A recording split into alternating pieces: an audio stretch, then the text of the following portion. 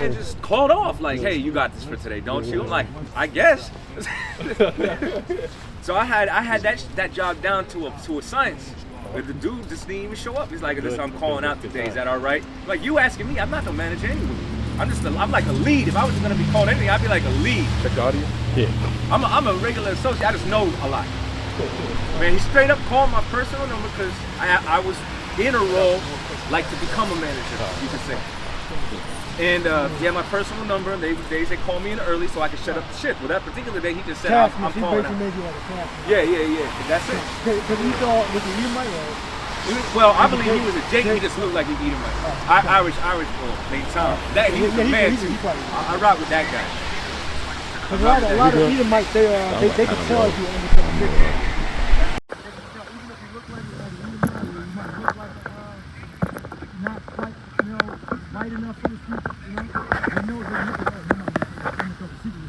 Italian, I'm sorry, he got an Irish last name, but he looked Italian. So yeah, those are Irish and Italians, those are Israelites, you know. Yeah. Like the video I sent you, but the dude, I don't know if you watched it, that dude's a Jake.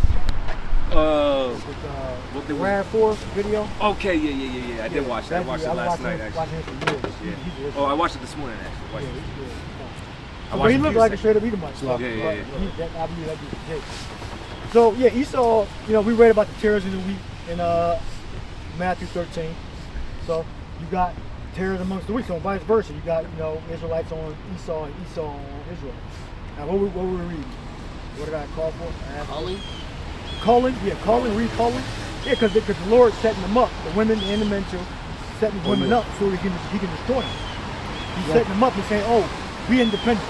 There's nobody's fucking independent. That's stupid. All right? But he's setting these women up with a high mind, so when the culling comes, they can get smashed the fuck up. They're gonna get smashed up, taken with the other Malcolm, you can use the analogy of chained to a pole, a pipe in a damn boiler room, getting passed around. That's what's going to happen to these high-minded independent women. They're going to get Mad Max. They're going to be in that damn boiler room chained to a pipe and passed around. So for whatever resources they got, with the other camps in the Mad Max type scenario. All right. And then you're going to have Palestine that fire coming to America soon, hopefully soon. That look like fucking Mad Max. Fucking Palestine, Gaza. That shit gonna come to America. They're gonna pull buildings down. Get people hiding in buildings and shit. What's the movie I gave you? Children of Men. It's gonna be in Britain, and they're gonna be just like that. That's crazy. I gotta watch the movie again. Children of Men. All right. That's like. Yeah, so it's gonna be crazy shit like that happening. But everything right now is pretty cool. We can go Dunkin' Donuts. We can go to Starbucks. We can go to Walmart, Target, PJs, and all the Costco. You can get your protein shakes and all that. Go to Amazon and order some stuff from Amazon for my skin. Amazon. Order some mango butter. Soon we ain't gonna be able to fucking do that. I got subscribed to, all the subscription services and shit. All that shit gonna be implant only. Implant only. You gotta conform to that system. What was you about to say? Well, there was a pro-Palestinian rally in New York, right, a couple of days ago, and they put the shit on high alert. I don't know if they put more police presence out there or whatever, but they said that they were on high alert in case the shit go down. But remember, everything is already set up and in motion and in place. Because sleeper cells and shit you've been hearing about? Exactly, yeah. But they banned it in France. You can't even protest in France. Look up that article. Like 6 months ago to maybe about a year ago. Protest, Palestinian. They kept getting on this guy Biden because they were letting people actively in the border, and they realized that a lot of these they weren't even Issachar. Yeah. There were these other foreign nations coming in the southern border. Yeah. And they were supplying them with cell phones and all this other stuff. And they spoke English. All right? They spoke English. Hey, don't be surprised. Them dudes in the carts. Yeah. Them food carts. They can speak Spanish. Some of them might try to join the camp, so we gotta watch out. Yeah, they can speak Spanish. They might start coming around and shit. Might be fucking Hezbollah or something. Yeah. look like Issachar. Right? Yeah. Which and that's all fine. Then that's all financed by the little hats anyway. Right? That all goes back, which I got to look more into it. That goes back to the Mossad. All right, the Israeli intelligence. Well, They might have just struck the channel now. So like it. You want that article? Frank? Yeah. This from the Yeah, that was this from the Reuters is October 12th. French police used tear gas and water cannons to break up a banned rally in support of Palestinian people in Paris on Thursday. Right, so it's no democracy. So it's an illusion of democracy. So you can't, in France, you get no pro-Palestinian protest in France. All right, that's the law. So it's unlawful assembly. All right, that was it. What else did we have? Unlawful color. Color. Yeah. So if you're not with the 1948ers, you're a terrorist now. That's the narrative. Yeah. Regardless Gotta as to be whether or supported. not how many, years they've been bombing them Palestinians. If you choose Ishmael. the side opposite to the narrative, you basically are considered a terrorist. That's the narrative. So you could see how easily they could try to link what they call extremist groups with terrorists, which they already done. But don't be surprised if they do that more openly. I think a brother passed around it wasn't like an article, but it was like a statement put out about how they were ordering the black Hebrew Israelites out of the land of Israel. With all this going on. So I don't know if that's been confirmed or not, but I just happened to see it. But, that's why brothers got to prepare your mind, Of course, we've already been prepared. Because we already know we're going to be brought before counselors, the governor. Some of us may be cast into prison. Because they're trying to... Oh, we definitely are. Because they're trying to accuse anybody with certain ideals or beliefs that go against the mainstream as basically terrorists. So they're lumping them all into one... Probable cause. Right, they're lumping everybody into one group. Right, yeah. Hate groups, extremists, radicals, and terrorists. That's basically what they do. And anything that goes against their narrative. Salaki, go ahead. Got a precept to back that up. Okay, go ahead. Luke 14, verse 28. Which of you, intending to build a tower, sitteth down not first and counteth the cost, whether you have sufficient to finish it? Yeah, well, you have sufficient to finish it. So when you come into the faith, you have to go the distance. You got to go completely, And that's only by the Spirit of the Lord, the Spirit of Yahweh Shai. So, when you're young, you have a certain level of ignorance to you. You first come to the faith, year one or whatever. But ultimately, you got to have a solid foundation of belief. All right?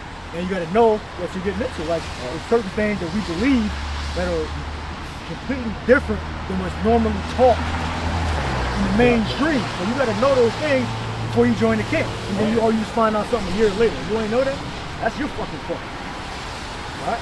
That's your damn fault. Deuteronomy 22. That's your fault. You don't got to get it. That's something that you got to know. You can't just decide later, like, oh shit, I didn't know about Deuteronomy 22. Now I want to join the camp anymore. Motherfucker, you're supposed to already know that.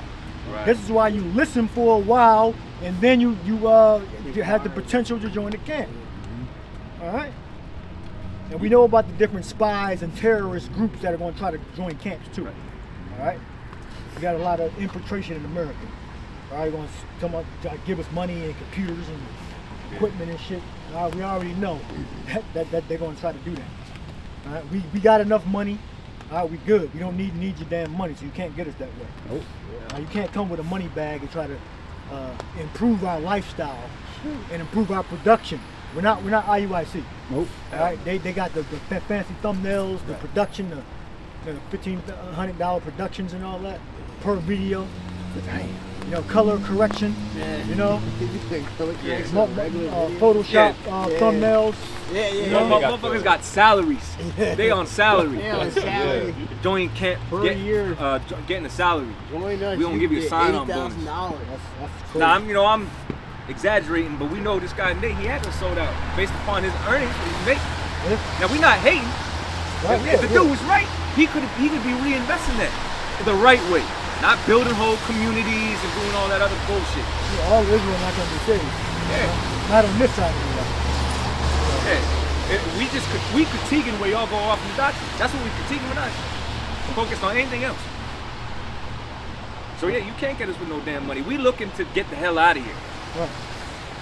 Now, we make our own little money personally, you know, and that takes care of our bills. We might have a little extra, or we might not have a little extra. So if we know how to be abound and know how to be abased. That's it. But we're not trying to become multimillionaires, you know, and expand companies and black businesses and all that shit they talk about on YouTube and shit. That's not what we're into. Yeah, that'll destroy it. Right. Israel already on a prosperity tip where everything got to come through the way of money. You give Jake too much damn money, it'll go right through his fucking head. Right. Yeah. Just bug out, man. Right. How many guys went back in the world for the love of money? Right. Yeah, the love of money is the root of all evil. So, not money itself, but the love of money. Love of money. Yeah. Sold out, took a bag. Now they're not teaching, or they're so-called teaching, but they're not teaching the right thing. Remember the lottery dude? The lottery ticket guy? Vaguely, but yeah. Yeah, I remember Ariam said, one of the apostles, they mentioned that he won the lottery, and he said something about the motorcycle jacket with the elder and all that. He said, well, that was his excuse? Yeah, the motorcycle jacket. Okay. Remember that? Yeah, I remember that. I remember that. Yeah, so that's what we said. So that's a guy who already had his foot halfway out the door, and the Lord just basically gave him the full boot out. We don't have no exit strategy in this thing. This, like you say, we got to finish the course. We got to count the cost, know what it's going to take to finish, and follow through. Because a lot of people ain't going to really follow through because they're not really about this. Which is why when you said the statement about, we know about, the guys that really ain't for this thing, whatever motives they may have to try to join, the reality is we know what to look for. We know, okay, who's really about this and who's not about this.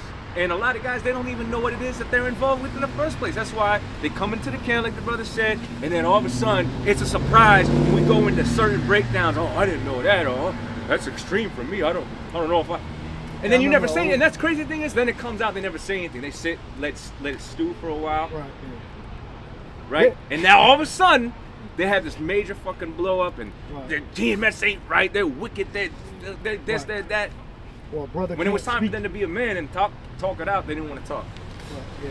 Or a brother can't speak, he got to hold the sign or whatever. Yeah. When you had the dirty boy that was in the camp, he wouldn't fucking move you like a fucking chess piece, or like a fucking But stand here, do this, do that. Like y'all shouldn't be all that mechanical like that. I'm talking about the guys that it applies to. You're supposed to take some sort of initiative. Usually when guys are on fire, they got the spirit of the Lord deal with them. They're proactive. Right.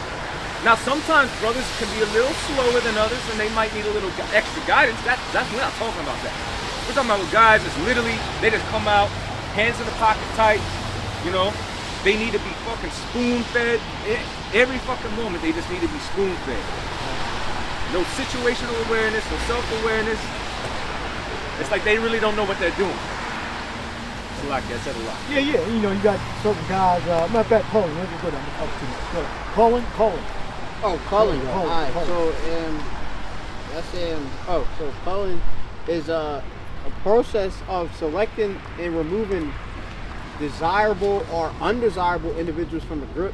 Right, that's what Khazar James is doing to Ishmael under the banner of the Palestinians. It's calling it reducing their numbers and causing suffering. Right? Remember, there's a theory out there, all wars are bankers' wars. Right.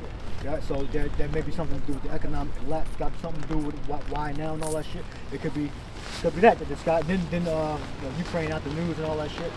So it's just about revenge on civilians, Ishmaelite civilians. They're hitting buildings. Hamas is an underground so-called terrorist organization. So why the fuck you destroying a fucking building where people are living at? Because they're pulling. All right, they're reducing their numbers and creating chaos. They say they taking the look up modus operandi. Look up that motive. If I'm saying it right. Modus operandi. Modus operandi. The definition for terrorist. The definition for terrorist in the Google: a person who uses unlawful violence and intimidation, especially against civilians, in the pursuit of political aims. Yes, so that's the little hat J, the Khazar J. Read that again? Terrorists in the Google. They're attacking civilians that are not one Hamas soldier was killed. Not one. They were just killing civilians.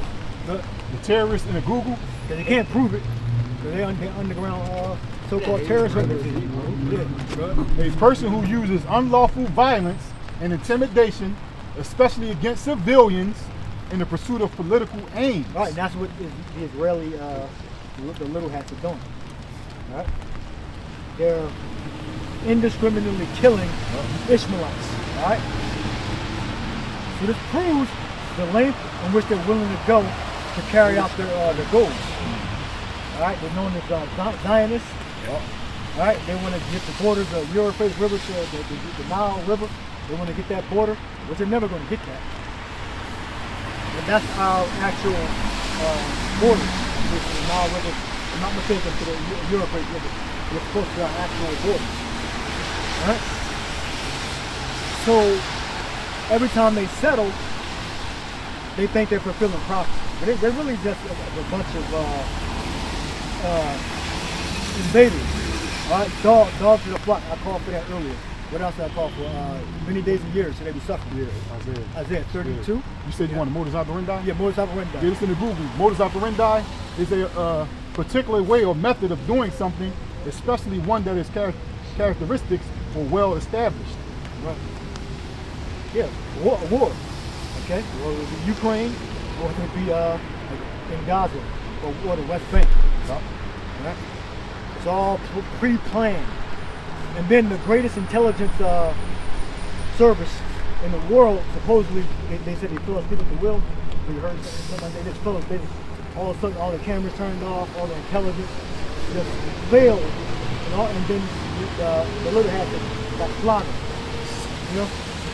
The greatest intelligence in the world, allegedly, all failed.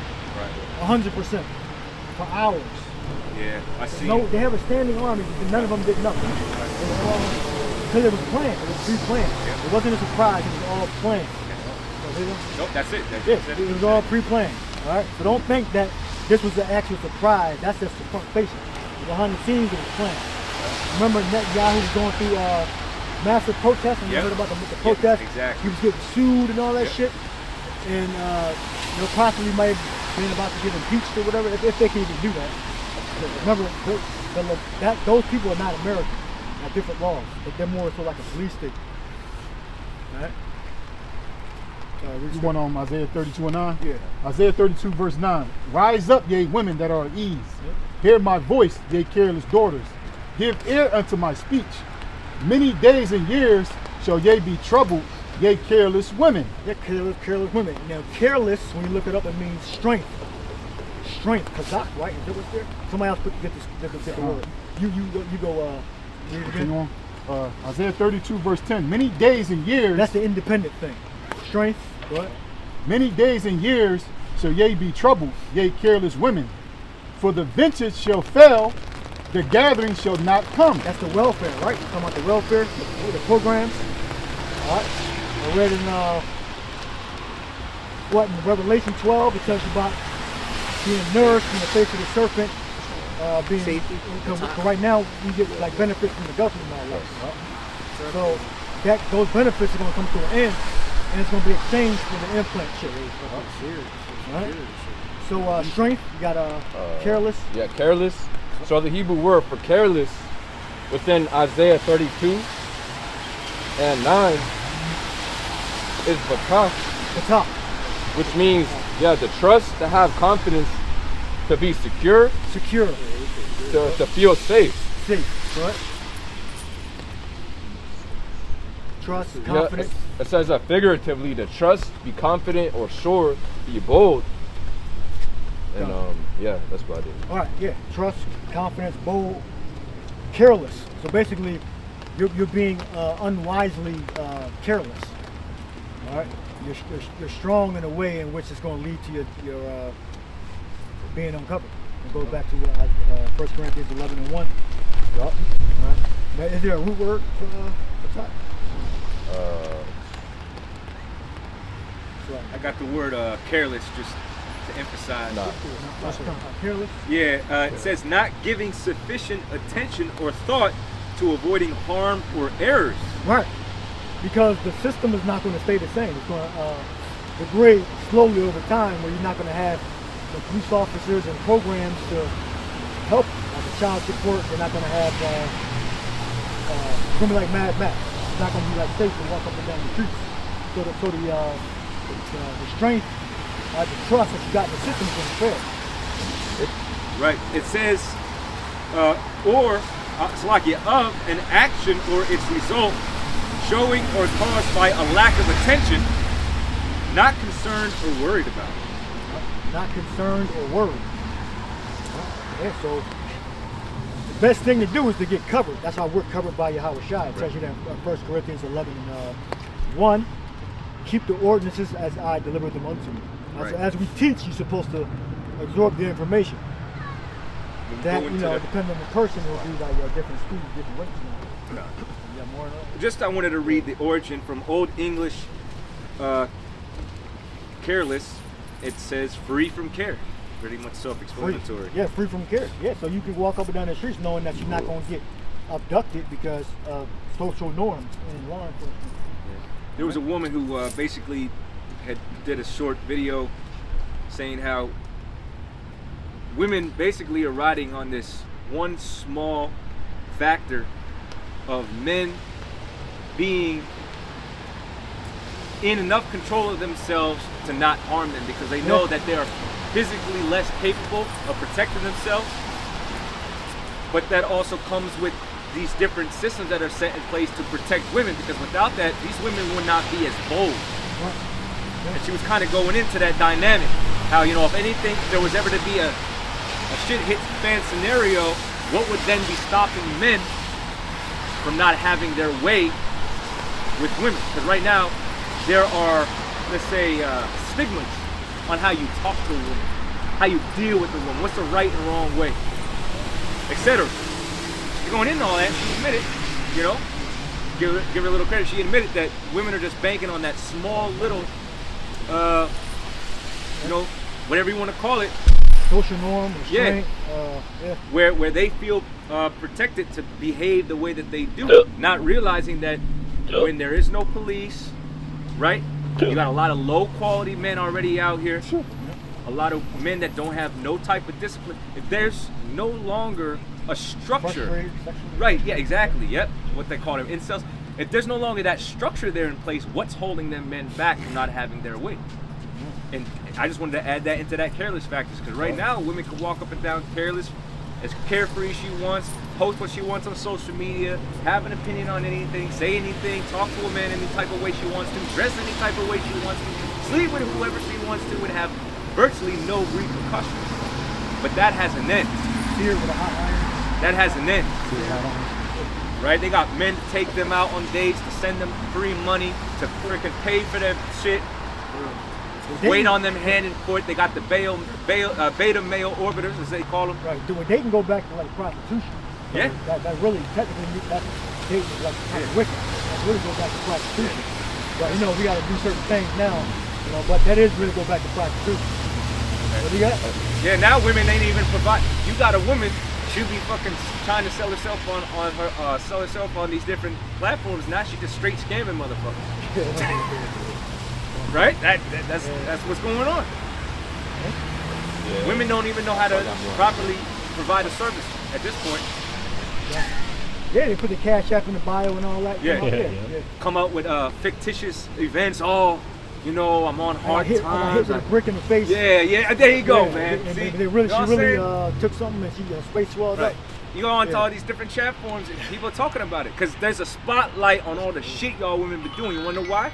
Because what's getting ready to happen is y'all ready to get judged. Yeah. See, before these things take place, the Lord got to reveal the crime, the sin. That's right. Yeah. The cadence. The offense. Yeah.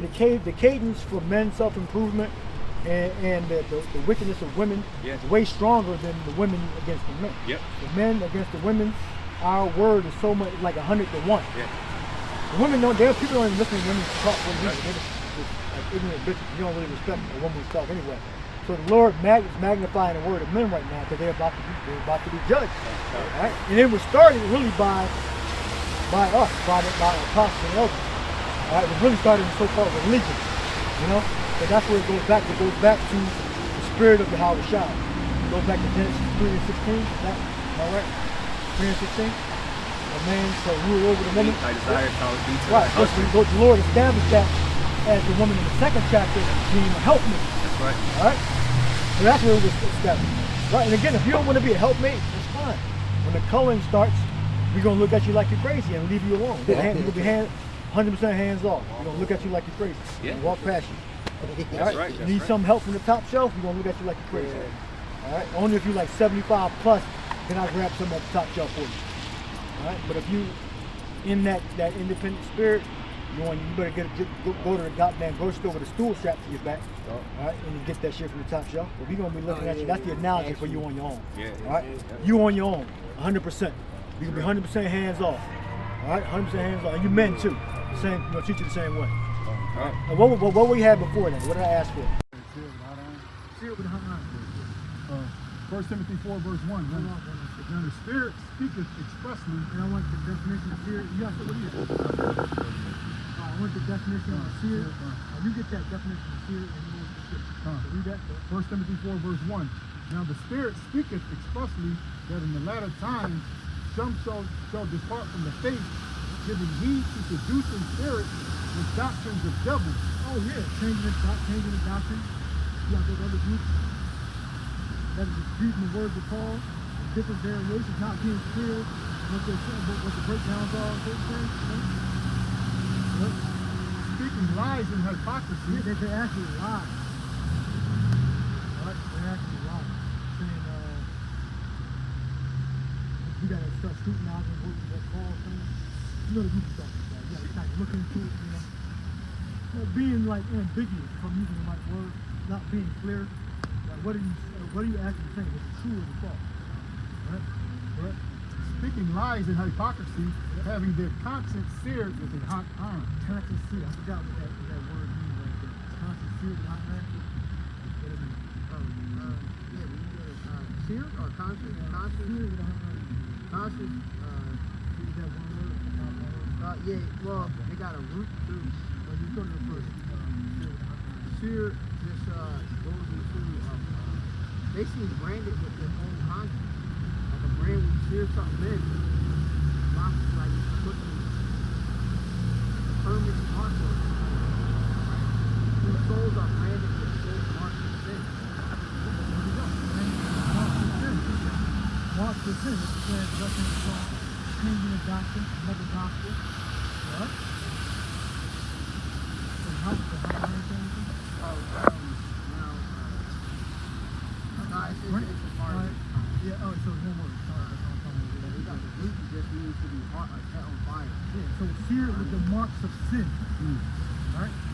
So we got our people that don't listen to what we say, take it, follow it, and consciously seared with a hot iron, and then they're doing what the fuck they want to do.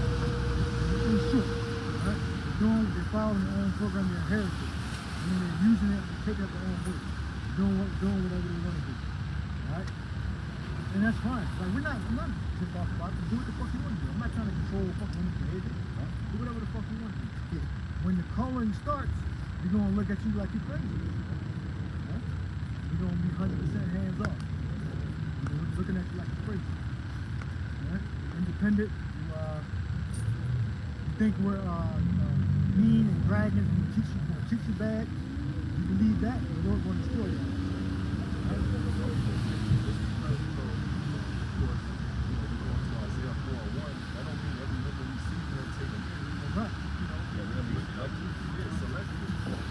The Lord gonna make us remember. The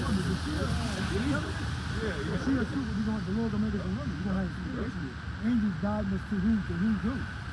Alright, so we're gonna have our food supplies and clean water. How it's kind of like that. Alright? We're gonna have salvation on one side and then the cliff and the people, the wrong fall on the other side. And the Lord gonna judge you. Yeah, in the sense that you accumulated for walking in this world in filth, you can't wash that off in one day. So we're gonna be able to spiritually discern who you are just by looking at you. You're just not gonna be humble in 5 minutes and be a calm and delicate woman. You already gonna see what you're working with. Right, you have men the same way. Because the men are gonna be afraid. Pain and sorrow, they're gonna be coming like humble like women too. Alright? And we're gonna looking at them like this. You know. Then fire of the wise guy and burn his ass up. So you're gonna have women, men, begging the prophets for help. Let's say Obadiah, the Savior is going to come out of Zion. Right? Now, what do you got? Isaiah 32 and 2. God says, Isaiah 32 and 2, and a man shall be as a hiding place from the wind, and a covert from the tempest, as rivers of waters in a dry place, as a shadow of a great rock in a weary land. Yes, rivers of water in a dry place. Rivers of water in a dry place. Famine, lack of food, lack of wisdom, knowledge, understanding, fear, great fear, right?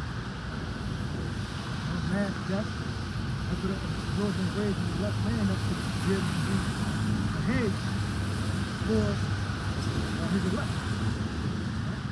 Certain men do like them in power to protect others like Israel. Right? That's going to be our security. That's getting the other side. There's angels. Angels going to give us protection.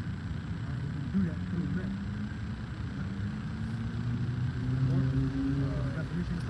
Yeah, for the word Bakah within Isaiah 32 and 9, of course, speaks about the careless woman, and it says, of course, the first definition, or definition A, it is used in a good sense of the security of the righteous. Then it says definition B, which the related scripture to that, of course, is Isaiah 32 and 9. It says, in a bad sense of men who set all their hope and confidence in worldly things and do not fear the Most High and the divine displeasure. Do not fear the Most High. Yeah. Do not fear the Most High. Yeah, so we know we already had God's name, the Most High name, something. Give me Isaiah 6, to make the ear to the people's back. Before you use that, can I read a little Bible commentary for 1 Timothy 4 and 2? It says, this is from God's questions. I pulled that up and I'm at 744,001 Bible. Yeah, wow. Anyway, that's the spirit, right? It says, what does it mean to have a spirit conscience? Now the brothers, we broke it down, we read it for you in the Hebrew, we gave the sense, but I just want to solidify. Right, it says the Bible speaks of a spirit conscience in 1 Timothy 4 and 2. It says the consciousness is the God-given moral consciousness within each of us. If the conscious, now they have here in Romans 2:15, if the conscious, if the consciousness is seared, literally cauterized, then it has been rendered insensitive, such as a conscience does not work properly. It's as if not work properly. Right. Not work properly. Right. It's as if spiritual scar tissue has dulled the sense of right and wrong. Just as the hide of animals are scarred with the branding iron becomes numb to further pain. So the heart of an individual with a seared conscience is desensitized to moral pain.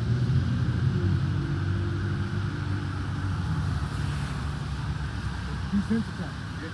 Desensitized, right? So you're not going to be able to receive the proper instruction, the proper word. Right? So your mind ain't going to work right. So you're going to have to read a different narrative, to read a different set of rules and guidelines that are not biblical. Right. You're going to try to change the scripture. I'm moving on to the side real quick. I'm going to move this camera real closer. That's a big difference. Right? That's what women do, is try to change the scripture. They're trying to change the scripture.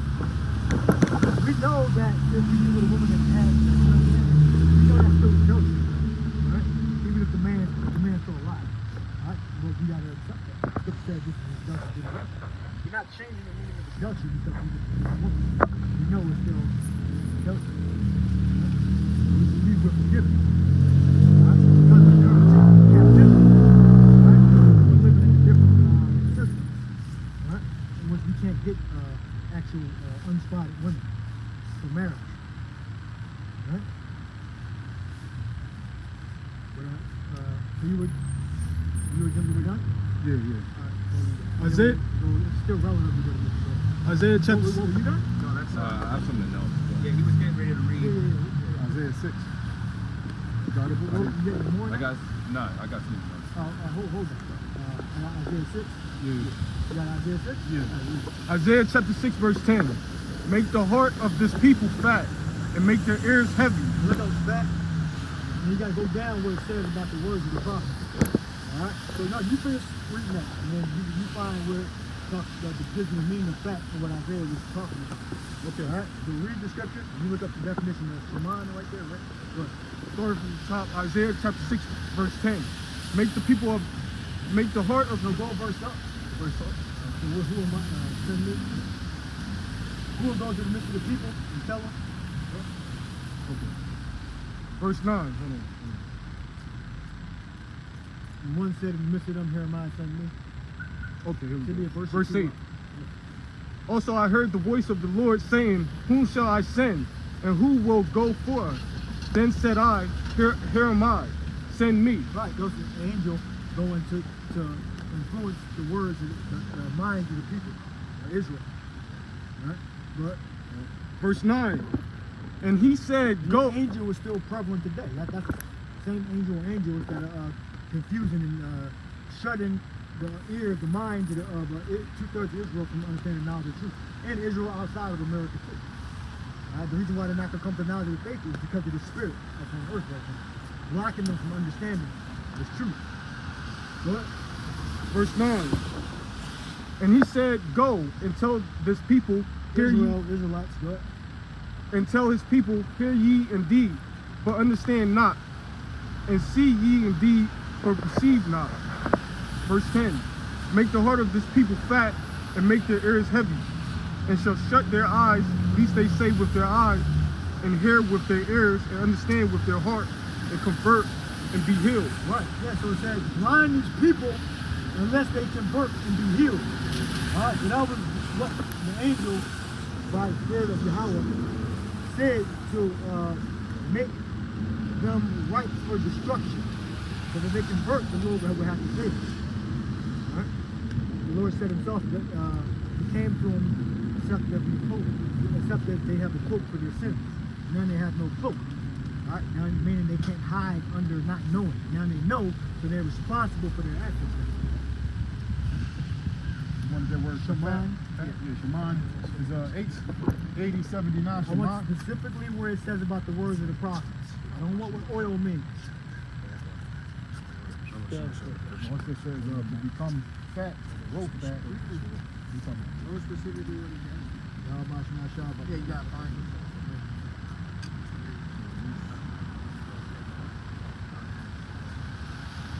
Make the heart of his people fat. Alright? It was a spirit, the angel that came down and blinded Israel. To this day, they're blinded. And it tells you about the reading of the Old Testament. It's a veil over Israel's eyes so they can't understand the knowledge of the truth. Yeah, Alright, I read. got that for you. Is to cover over the heart as it were with fat, to render it callous so as not to heed the words of the prophet. Right. Read that again. Time. To cover over the heart as it were with fat, to render it callous so as not to heed the words of the prophet. There you go. And that spirit is dead. Alright, that's the spirit out there blocking. And remember, we speak as one having authority, not like the Pharisees. Alright, the Pharisees, they speak like the church do. You know, it's always there might be an exception. They don't speak with too much authority. They kind of stay in the middle. You know, we speak as we have authority because we got power. What Luke, that we have a mouth and wisdom. Learn about adversaries over there, gang saving over there. What? And that word callous is in Merriam-Webster, being hardened and thickened. Right, and again, we're not out here in all black. We don't have weapons either, and we still speak this way. All right, we don't need weapons. We don't need that act tough. You don't need to wear uniforms and shit. You don't got to get like work out until you look like Olympic athletes. You know, that's not our strength. But we actually serious. You know, we actually come in weakness. So we got strength through that weakness. That's how you know we really about it. Right? We come in total weakness. Right? Sheep among the midst of wolves. Right? Those other guys you see them, they look like a bunch of fucking thugs a lot of times. You know? That's fine. Lord also, he said he choose the weak things in the world to confound the wise. Yeah, there you go. Yeah. Right. Yeah. Yeah. That's good. That's strength and not weakness. There's so much strength. You know, if we don't look at the outward appearance, we look at the inward. All right. So we a little too scriptural for some people's taste. You know, we kind of, some people want to come out and they want to have a presence. You know, when they go out, you know, they want to have the whole block and with the microphone and bring it in and all that shit. All right. They're into sensationalism. We're not into that. All right, so but yet condescend to things that are low. Somebody find that too. But get everything I asked for. All right, don't skip over nothing. All right. Were we done with what you had? Yeah, that was All right. What you still is your scripture still relevant? Got Romans 11. All right. What's that? What then Israel have not attained that which he seeketh for, but the election hath attained. Oh, you don't read that. Gone. It says Romans 11:7. It says, what then? Israel hath not obtained that which he seeketh for, but the election hath obtained it, and the rest were blinded. According as it is written, the Most High hath given them the spirit of slumber, eyes that they should not see, ears that they should not hear unto this day. And then when you get that word for slumber, then in Greek, it's the Greek word katanixis, which means it says insensibility or torpor of mind, such as extreme grief easily produces, and then it goes on to say, hence a spirit of stupor, which when you get the word for stupor, Spirit is stupid. Yeah, stupid. and then God. So when you get that definition for the word stupor, it means a state of near unconsciousness or insensibility. Yeah. Yeah. Also it goes on to say, it says, hence a spirit of stupor, which renders their souls torpid, so insensible that they should not, says that they are not affected at all by the offer made them of salvation through the Messiah. Dang, you read that? different. That's heavy. You read that? The VLD or slumber. Number, Greek. Yeah. Read the verse, the definition again, the last one. God, it says hence. So for the Greek word for slumber, it's the katanixis, which means hence a spirit of stupor, which renders their souls torpid. When you got the word torpid, it means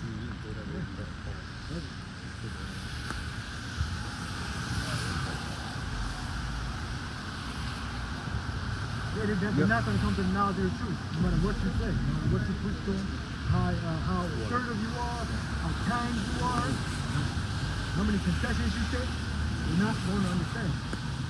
God. So the word for torpid in the dictionary means mentally or physically inactive, lethargic.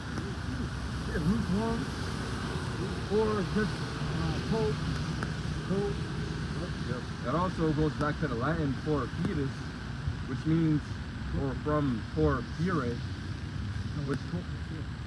which means be numb or sluggish. Numb or sluggish. That goes back to you being lukewarm in Revelation. Tottering between torpid or tippet, Yeah. and hot and cold and all that. Yeah. Yeah. So to read it one more time, it says, hence a spirit of stupor, which renders their souls torpid, so insensible that they are not affected at all by the offer made them of salvation through the Messiah. Yeah. We're offering salvation through the Messiah. Right? Now, if you are the elect, you would automatically know that when you believe on the Lord, you're going to be saved. You got to be the elect. We don't have to keep constantly using the word repent. All right, you don't got to use the word salvation. As soon as you believe, you're saved. You're going to deliver. As it is written, he that believeth on the John 7. As the scripture has said, out of the fellowship of the living word. You don't got to keep saying the word repent. All right? But an amateur, an antichrist will say, oh, you got to say the word repent. You know, a novice would say that. Well, I ain't hear you say repent yet. You know, these are anti-Christians, God, people that don't know the scripture. All right? You don't got to keep constantly saying the word repent. All right? You read the scripture and they believe, and then you're saved from that belief. All right? And they continue in the things that you say. That's how you get saved. All right? You got something? Yeah. Oh, were you done? Yes. All right, were you done?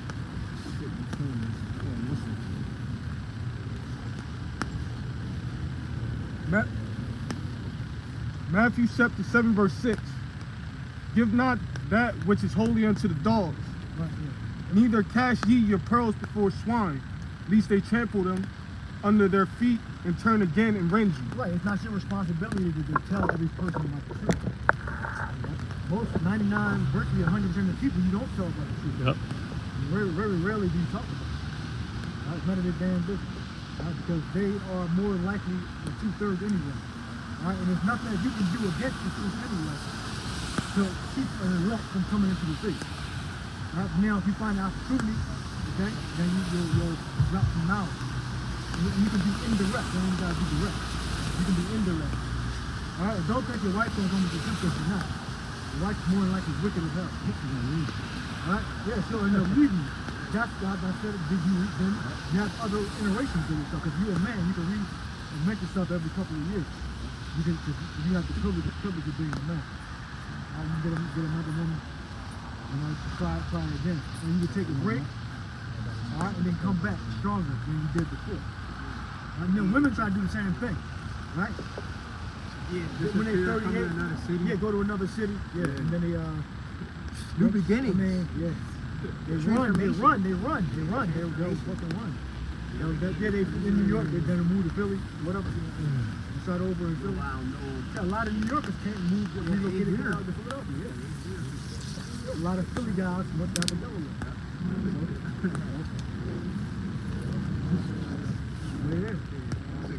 But the women, they run, and they whores, and then they run, and they relocate, and then they get new jobs, and then they still become whores. Or they try to be good girls now, and they relocate to the city. The Lord, the Spirit is going to follow you. If you're not really a decent woman, the Lord going to reveal you. That's why you shouldn't really tell your woman about the truth. You know, you should live a certain lifestyle. You know, like if you don't celebrate the holidays, you can say, like I don't celebrate the holidays, but you can't send a Christmas tree to my house. But you might say Merry Christmas or something like that. You might get a gift, but you're not going to directly celebrate holy days, those holidays that they celebrate. All right? I kept checking to make sure it's charging. So it's charging. All right? You're not going to go to a church for an occasion. All right? The woman happened to be in Maybe it's you're not going to go to much it just feel like it's not quick. So, like, she might be able to do certain things with her family or whatever. You're not really going to stop her. All right?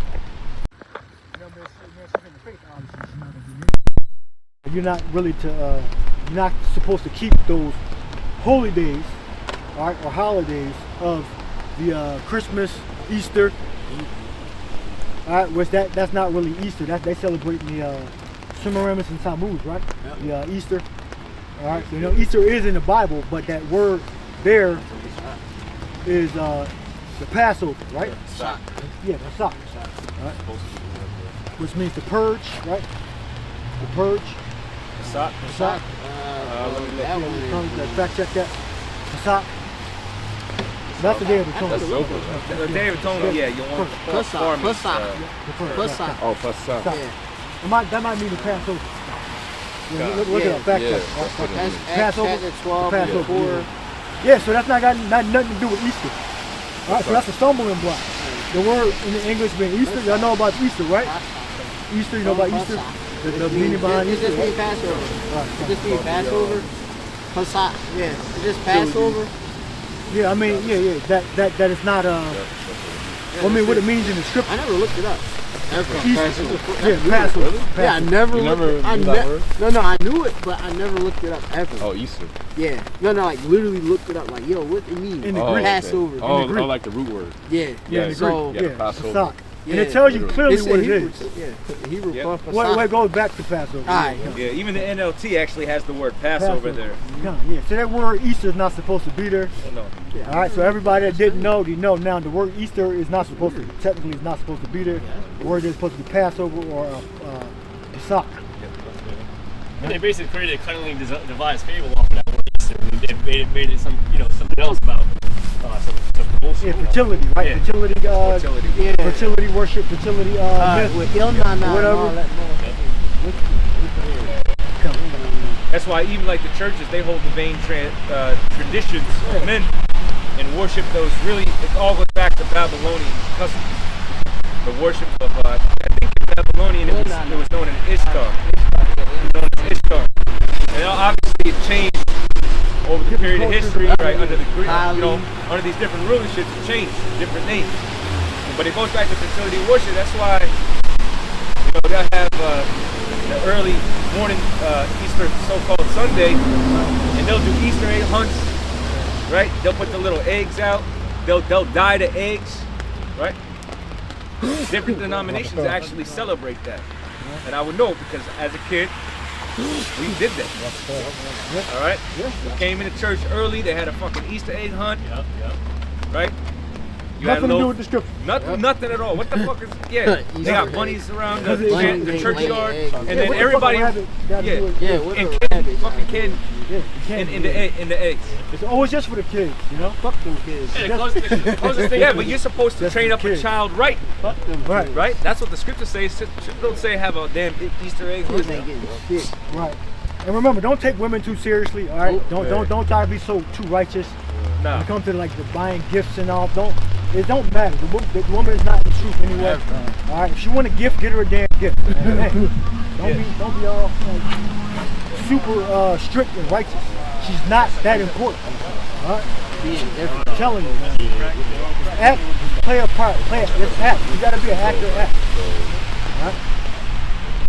She might think you work in a nuclear submarine or something. I don't know.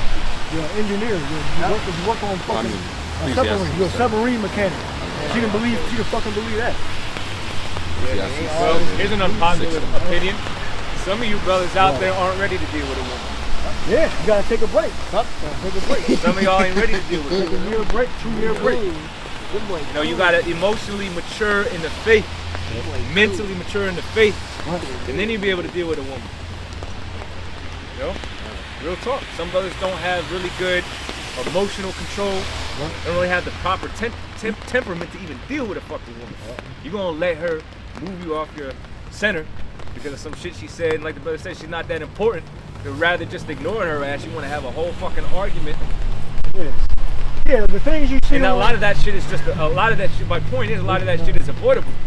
You season in the truth, right? You learn, you get around brothers, you talk with Akim, and they share experiences, right? Of course, always revert back to the scriptures. You learn how to navigate these things, but most of us, we had to learn the hard way. We got into, first relationship, coming into the truth. Maybe we were already with the woman before we came into the faith, or coming into the faith as we were getting into a relationship, and we got with the woman shortly after coming into the truth. And they were like an experiment because shit didn't work. Brothers still got their woman, that's cool, because that sometimes it works out that way. But a lot of times it don't work that way. I know it didn't work out that way for me. Most times it don't. It didn't work out for me.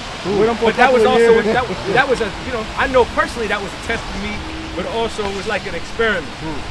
Because I had to learn better temperament. I had to navigate that and learn. Right? And that's the Lord trying to get you away from that scarcity mindset too. Exactly. Because remember, we're going to have multiple wives. Exactly. A lot of, when we first came into the truth, we had kind of a scarcity mindset. Yep. Even though we knew we could have more than one woman, we didn't really understand that. So we still had a scarcity mindset. Had to learn not to be holding these people to certain expectations, because they're gonna fucking fail all the time, and it's gonna aggravate you. That's gonna stress you the fuck out. Right? So it's just like I gotta lower my expectations. But I had to learn that the hard way. Right. I really did. I'm just being straightforward. I had to learn that the hard way. So it's just like now I don't have that. Now I don't have that problem. It's just like if I get into a relationship, like I always do, I'm gonna set forth my expectations early on in the relationship. Set my boundaries out early in the relationship. You can follow it. You're not under control. Right. You're free to leave whenever you want to. Right. But this is what I expect. While you're here with me. I know you're gonna need reminders along the way, that's fine. But these are like my basic rules. Don't violate these. We really won't have a problem. And that we work it out from there. But I don't do all of that. I don't invest too much unnecessarily into a woman that I know very well may be taken away anyways, right? We count everything at a loss for the sake of Yahweh anyway. So when you really fully understand that, it's one thing to be quoting those scriptures, but then when you actually have to navigate those situations and apply those scriptures, a whole different ballgame. Yeah, and then you got your emotions and your loins involved, you know. Oh yeah. That's the test, you know. Well, breaking up is a good thing. See whether you got see if you actually have a scarcity mindset. Yeah. Breaking up is a good thing anyway, because in the scriptures when it said the Lord won't allow a righteous man to get caught in the snares and traps of a wicked woman. Yep. Because when I first came into the truth, Well, he will do that, but he'll give you a way to escape. yeah. So, but you know, for the main part, you know, you ain't gonna get put to death by It one. might hurt. Yeah, It'll the hurt your Lord flesh, but he's not gonna allow you to get killed by him. So you'll get fucked up by him. Yeah. Even if you're of the elect, you'll get fucked up. You'll get in situations and shit. But you'll get a way to escape, and you'll learn from that, and then hopefully it won't ever happen again. He'll put you through that, losing a woman, so you can search the scriptures and build your spirit up and make you stronger. Or be attached to financially to a woman for a certain time period, until you're 18 or whatever. That's a learning experience. You know, happen to our elders, will happen to some of you brothers. You know, hopefully you can work it out for that shit happen, but you know, you're not exempt from that type of judgment just because you are the elect. All right, but Sam, what you gonna say? Oh no, That was it. Yeah, even like Andrew Tate. I was watching this one podcast. He said, you know, basically a heartbreak. He a Muslim. Yeah, you know, he don't got the full truth. Yeah. But you know, anyways, you know, he's basically saying like a heartbreak is one of the best things that can happen to a man. Yeah, you grow. Yeah. It's better to dwell in the house of mourning than the house of peace, and that's the best for you. Yep. Hey, especially The heart is made better. especially a lot of the ways, man. It puts you into the harsh reality of situations, like, you know, things that you never think would happen. You know, you built, you know, some sort of trust on like a lie, you know, and you know, really brings you down to reality. Like you know, these hoes can't be trusted. You're mature. Yeah, exactly. Yeah, Right, you're mature. It really breaks you down to build you up. You kind of you're able to look at things, you know, from a Like you different get light. something and you realize, oh shit, I didn't really want this, but Yep. I'll make it work. You know, so I can move on, or I really want to get it can get better. Like you move into a place, like damn, not that great. Yep. So Yeah, this ain't you know, good. but I can detach from a place. So Yeah. that's good. Scarcity mindset. Scarcity mindset. Yeah, scarcity mindset in the Google. A scarcity mindset is characterized by a belief that one has limited resources or is unable to provide for Or them- limited options. Yeah, limited resources or is unable to provide for themselves or others. This unhealthy mentality can lead to intense feelings of anxiety, which can cause significant problems in one's life. That's where you get your simps from, begging women, chasing women, bringing them flowers and chocolates and shit, and they have done nothing to receive it. Opening doors for unruly bitches, you know, going to expensive restaurants. Women don't deserve all the dates and going to lavish places and shit. You saw the video with the Cheesecake Factory video? Yeah. Circulating around? Yeah, I'm too pretty. I thought that was a to skit. a place like I think that. that was real. That was real. I thought At least the man, they were saying, someone said it was a skit. Yeah, I heard it was a Someone skit. said I heard it's a skit, it but was you know, Even if it was, what was the takeaway? The man had respect for himself, and she violated one of his principles. She locked his door. And then instead of saying, okay, I'm gonna compromise my principles so that you can feel comfortable in a more bougie place that you feel, you know, is acceptable. I'm gonna take you home, and I'm gonna go about my business. Yeah. And that's the right response. He didn't get upset. That's crazy. He expressed himself calmly. He wasn't moved from his center, even though she was being belligerent. And guess what? He went along on his way. That's a guy, but that's He took her home or some shit? yeah. Even if it was a skit, that was a good takeaway. Right, yeah. Because you got too many men, they want to sit there and argue and nitpick back and forth, and or the worst thing you could do is then turn around and cater to this damn woman after she just done violated, you know. As soon as she told on that camera, I was like, Get the fuck out of Yeah, right.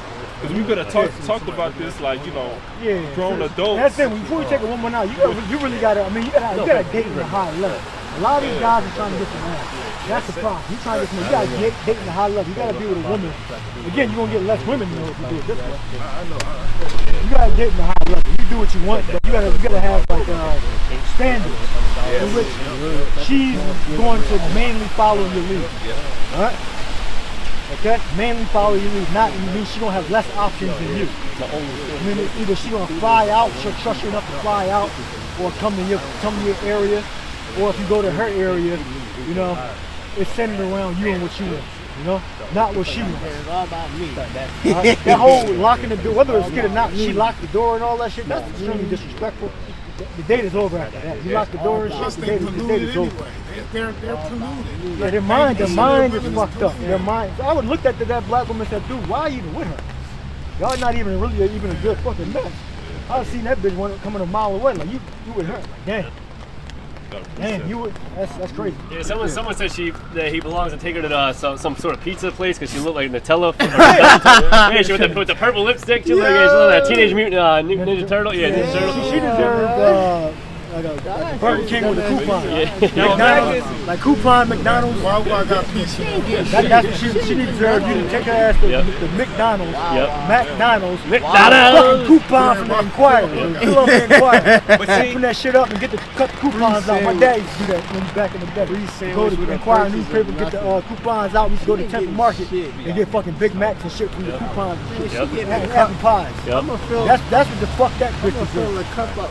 Something about the dollar menu. I got the other We'll go down the line like that. Who's going into at the end of the day, you know, this is all part of the, you know, refining process, not just with women, but, you know, things that we'll go through as men of the Lord, as prophets. Women, it's a stronghold. Women have a stronghold on men's minds and loins. So it's good to get a thorough education on how to control yourself. Discipline. Discipline. Well, there's a reason. There's a reason why. It tells you that in the Bible about the women being strong. And also the woman is the glory of the man, so that's why it's the hardest thing. Like And if I can say real quick, you know, the scriptures talk about how wisdom is a principal thing, and tell you how important wisdom is, and how you should strive for it. But it also likens women as wisdom. So like you can see how that the two are very kind of like feminine. Yeah. Feminine meaning you're attracted to wisdom like you're attracted to a woman. Right. Yep. Because wisdom is an attraction. Right. Wisdom itself is a nurturer. Right. It's a nurturer. Right. That's the thing. It's like a force that draws you to. Like we're meant to be together. Like they say, we're better together in the partner, all that shit, right? Yep. So wisdom is likened to the love you have for a woman. Yep. It's a certain level of energy that draws you to a woman. So we love women like we love. It's a desire. Yeah, desire. Yeah, this is the book of Sirach 2 and 5 that say, because women don't take care of you in this society. Remember, a woman's supposed to be a pillar of support. Well, that's really wisdom. above all else. She's supposed to be, but women ain't a pillar of support. So there are, you know, those characteristics, but it don't apply to modern day women. Right. They're you not can't none of please them. a woman either. You can't. No They'll kill their young, they'll throw them in the oven, drown them in the pool, they'll fucking do all types of sick shit. If you ain't jumping up and down like a damn gorilla on a trampoline, she ain't gonna be satisfied. Now, you got some, and the crazy thing, you got emotionally mentally and emotionally traumatized men that would still find these obese, beastie-like women attractive. So you know they're not in their right mind. You talk about a beautiful woman, you know, she's slim, little waist, right? Little round, shapely, you know, booty, all that, right? She look good. She look cushy, you know? You wanna warm up to her and all that, right? But that's how you desire wisdom. That's the real support, that's the nurturer, right? That's the comfort, right? When you deal with a woman that you like, it's a simple comfort, right? A little rest. But women ain't that in this society, ain't no way. Yeah, you shouldn't be in the gym trying to work out for like a Willie Mammoth. Yeah. You know? Big girl, I can lift her now. You shouldn't be lifting weights and then your phone for motivation is a Willie Mammoth on the screen. You know, you're working out for that. Right. You know, but every man loves a woman, you know, differently. So. And I'll go as far as to say, you shouldn't be doing it for no woman anyway. Do it for yourself. Do it for yourself first. Okay? Do it for you. Get yourself in order, man. First of all, the right woman, she'll come along the way if she see that you got your shit together. Right. A low quality woman, she'll just fucking look for the opportunity, get a Man, free you gotta meals, take your shit. give you this idea that she'll give you the pussy, she'll give it up to you at some point, but she really, you know, working on you, Right. you know, and manipulating you. So if you have your shit together, you ain't gonna tolerate that, right? And you're gonna be able to see through that. So, you know, you attract to wisdom the way you would a beautiful, in order woman. You know, you have a desire, an appetite for this truth. And you got to be doing videos, so you got to be making full proof of the ministry. That's true. So the Lord will bless Consistent. you in certain areas. So Consistent, if you lacking in certain areas in the faith, the Lord might take things away from you or keep things away from you that could actually benefit you. So you got to be doing the work. Right? Finish the first point. This is Sirach 2:5. It say, "For gold is tried in the fire, and acceptable men Break it down. in the furnace of adversity." All right, so part of that adversity, a Lord may put the spirit on a woman to break your heart, so to speak, or whatever the case may be. All right, that just shows you that not to lean on a woman. All right, not put too much substance on a woman, man. All right, we gotta keep the truth first. Another example to take it away from the woman, a close loved one or a relative might pass away. You might have just told them the truth, and you might have had a falling out, and then the Lord takes them out, and that's kind of a test in your spirit. Like, okay, now how are you gonna react to that? How are you gonna react that someone in the world, just died? So that's another way, And also not to be too attached. To family. Don't be attached to the things of the world, right? We'll get the precept on that. It says that. Those that married Yeah, it says in Second Timothy 4. I believe 2 Timothy 4. Yep. You might have got a good job, and you lose the job. You might get a nice car, you lose the car. Himself not with the affairs of this life. What's gonna happen if your woman take the chip? If you're too emotionally involved with your woman, you may do it. Yep. Right, and women don't like hearing that shit. They think we're attacking them when we make statements like that. That's like an attack. Yeah. On a woman. She's like, oh, you what? You talking about me? Well, obviously, probably are talking about you. That's like an attack. Anytime you talk about a woman, she'll think that we're attacking them. We're attacking them. Right? Well, if the shoes don't fit, don't do it. Right, emotionally driven. Yeah, if we're talking about you, then it's gonna cut you. If you're talking about me, like when the elders speak sometimes I think you're talking about me. And sometimes I might just be in my feelings, or I maybe just be deeply paying attention, so it won't ever be about me. All right? So you got to consider that. It's not always an attack on you personally when we preach these, give you the gospel. All right? Or sometimes it's just in general and so for future reference. So you won't be like that. All right? It's not always an attack on you personally. Right. That's why self-examination is so important. That way when you hear a word spoken in the spirit that you might feel is convicting you, you do that examination process. Well, does it apply to me? And that's how you avoid being emotionally reactive. If it does apply to you, well, now you're put in a position where you could do something about it. If it doesn't apply to you, then you keep doing what you do. Let it fly. And then if you're a woman, teach the other women. Like, hey, make sure you don't do this shit. Right. All right, it's a cadence of rebellion amongst women. Don't do this shit. Right. Women, younger women teach the other women also. All right?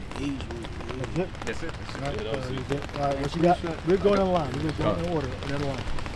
This is Hebrews 4:12. It says, "For the word of the Most High is quick and powerful and sharper than any two-edged sword, piercing even to the dividing asunder of soul and spirit." Break it down. It says, "And of the joints and marrow, and as a discerner of the thoughts and intents of the heart." Exactly. That's how the word of the Lord is. So basically, what's the word? Basically, a brother, might be, basically bringing out something that's within the scriptures that's kind of hard onto you, and then, basically it might. It says the word of the Lord is quick and powerful and sharper than any two-edged sword. So, like, the word of the Lord hits deep. Yeah, pierce you. That don't mean you wicked. That's just Satan. Satan is one of his techniques Satan uses is to make you think that you're going off or you're less than. You just got to rebuke that spirit that you're not in the truth. What we read earlier, that desire to have you, that he may sift you as wheat. We read that earlier with Peter.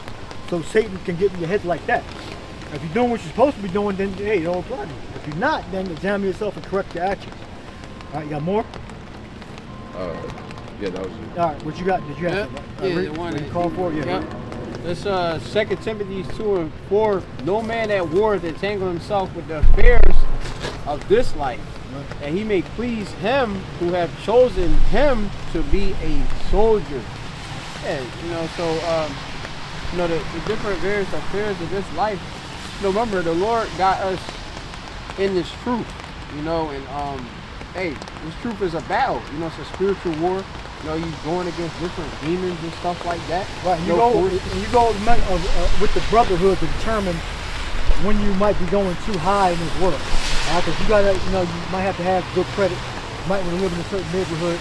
All right, you might have a business. Okay, but there's a certain level in which there's a fine line between using the world and not abusing it. Okay, that's a fine line. So if you think you might be crossing over to that point where you in transgression, you might want to consult the brotherhood. All right. So we're in the world, we're dwelling in the world, but we're not abusing the liberty that we do have. All right. That was it. Yep. Mayim, you have any? You have anything else? I just wanted to say that's why you have counsel. Right. You got to make a spiritual assessment whether it's going to take on a new job, you're going to maybe move to a certain area, you're going to, do whatever it is you're going to do. We do have liberty, so it's not necessarily like you're going off, but if you spiritually assess that it's going to take more time away from the ministry and the faith that you might want to fall back on. Because even if you might be improving in this world, always know that there's going to come some sort of trade-off. Now you want to try to mitigate the amount of, blowback that's going to come as a result of that. Maybe you get a better job, but it comes with longer hours. Longer hours translates into what? Less time to dedicate to the work. So that means that already you're going to be burdened and tasked with time management. And if you're not a brother that's really good at, assessing time utilization, well, that's something that you got to maybe consider before saying, I'm going to lock myself in this obligation or commit myself to this, right? Let me talk to a brother, let me see how I can get more on point with my time utilization, and I can still afford to take on that position and not have to compromise the work, but maybe I'll compromise something else. Maybe I can sacrifice something else, but that it don't, bleed over and affect my progress in the truth. Right. That's how you spiritually assess things. You measure it based upon how it's going to affect your performance, right? Your availability. Or whether you can keep the law or not. Like the exactly. Beard, like the beard thing came up. Yep. That's an old doctrine that just came back up. But yeah, you shouldn't be shaving your beard off. Right. For a job. Shaving your beard, putting a razor to your head, right? All of those things, all of those things. Yeah, shaving the beard is not worth it. There's too much other jobs out there. Right. Or getting the injection for a job. Right. Hell no. I was about to get a decent job, and they said I had to work in a hospital, and everybody had to be take the drugs and all that. Right. And it was just tech in the hospital. It wasn't even working as a medical professional. Just because you were going to hospitals, working in there, doing wires and servers and all that shit, and because we're gonna be working in the hospital with the technology, you had to take the drug. So, and it wasn't working. So, I ignored all the calls, ignored all the emails. After I got hired, and they said you gotta get all your shots and all that. I'm like, no. Right. So the word entangle means to be interwoven or interlocked. You're locked into the society. You don't want to end up being interlocked within the society. Because as a result, too much, entanglement allows compromise. That's the problem. You don't want to compromise your integrity. So it's better to what? Abstain. Remove yourself from the situation or avoid it. Rooted and grounded. Or limit it, Sometimes you just need to limit how much you involve yourself. Sometimes you just need to avoid it altogether. But you need to spiritually assess that. And this is where counsel comes into play. Because we are soldiers, right? We individually are responsible for seeking out our own salvation.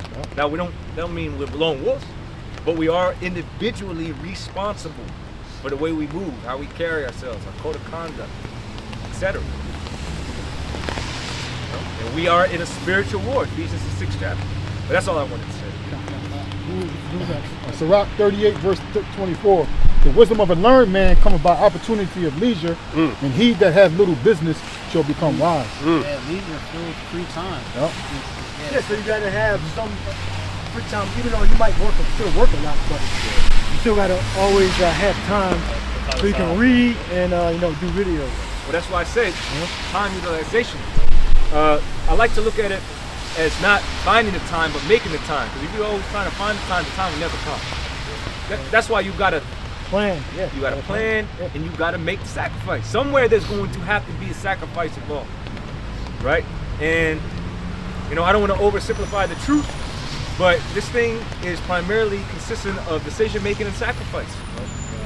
Good decision, good sensible decisions and sacrifice. And that's Romans the 12th chapter. You know, we present our bodies living sacrifices. Compromise is going to be made, but it can't be your integrity, the faith, the ministry, the body, right? It can't. The compromise can't come from there. It's got to come from the things that are in the world. And as you get older and more mature, it gets a little easier. You know? Yeah. Because you can see it clearly. But when you're young, it's kind of cloudy. You don't kind of know what to do. Right. But you know. Yeah, you learn how to balance your time. liberty Yeah, in the faith, right? Because we've got liberty, you know. And those decisions and sacrifices that you make to obtain wisdom is ultimately going to benefit you in the end, because it says knowledge and wisdom going to be the stability of thy time. Yep, you got to live with your decisions. So, I mean, that was it. Yeah, what's up? I'm looking for. Other than anything over here? Got preset. No, it was Going down this way. You come back around. Preset King. it's dealing with wisdom of Solomon and Songs of Solomon. No, I'm looking for it though. I'm looking for it. You got precept? No. Anybody got precept over there? Yeah, I got one. This is King David in Psalms 51 and 17. It says, the sacrifices of the Most High are a broken spirit and a contrite heart. O Yahweh, thou wilt not despise. And I'm not going to that word. What does contrite mean? I'm going to now. It says to be crushed, to be broken. To be lowly, to crouch, to be lowly, mentally or physically, to break down. All right, can you precept up? I war. So this is Mark 4 and 19, and the cares of this world. Oh yeah. So it says Mark 4 and 18. It says, and these are they which are sown among thorns, such as hear the word, and the cares of this world, and the deceitfulness of riches, and the lust of other things entering in, choke the word, and it becometh unfruitful. Yeah, because within this truth, if you're too focused, you know, basically giving too much energy, you know, basically onto the world, it's going to choke the word. So basically, it's going to slow you down. So you're not going to be as profitable within the truth.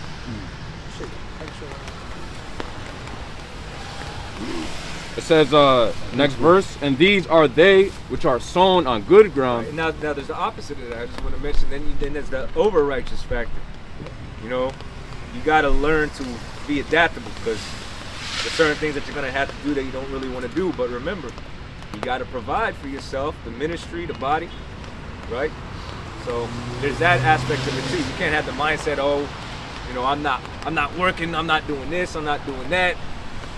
Just, this place is going to be destroyed, but you still got to operate within the system to a degree. Yep. You know, you can't just say fuck all and then that's it and do nothing. You got to, Right. you know, because you got guys out are like that. You got some brothers don't got bank accounts. Don't got bank account, don't got jobs. Okay. You know, fucking thinking they're gonna live off of unemployment the whole fucking time. There's guys out there that are like that, okay? Not really planning ahead, knowing they're on the last fucking tier. That's if you even get the shit, right? But anyway, you don't want to be over righteous and basically go, oh, this place going down anyway, it don't matter. No. Yeah, don't get a car, don't get a license. Yeah, don't try to improve anything. Yeah, don't be like that, man.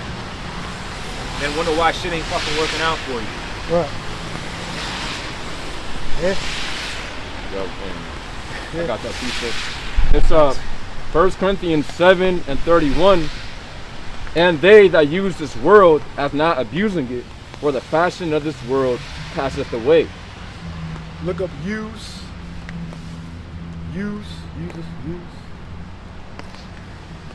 So the Greek word for use is charomai or karomai, which means to take for one's use, to make use of a thing.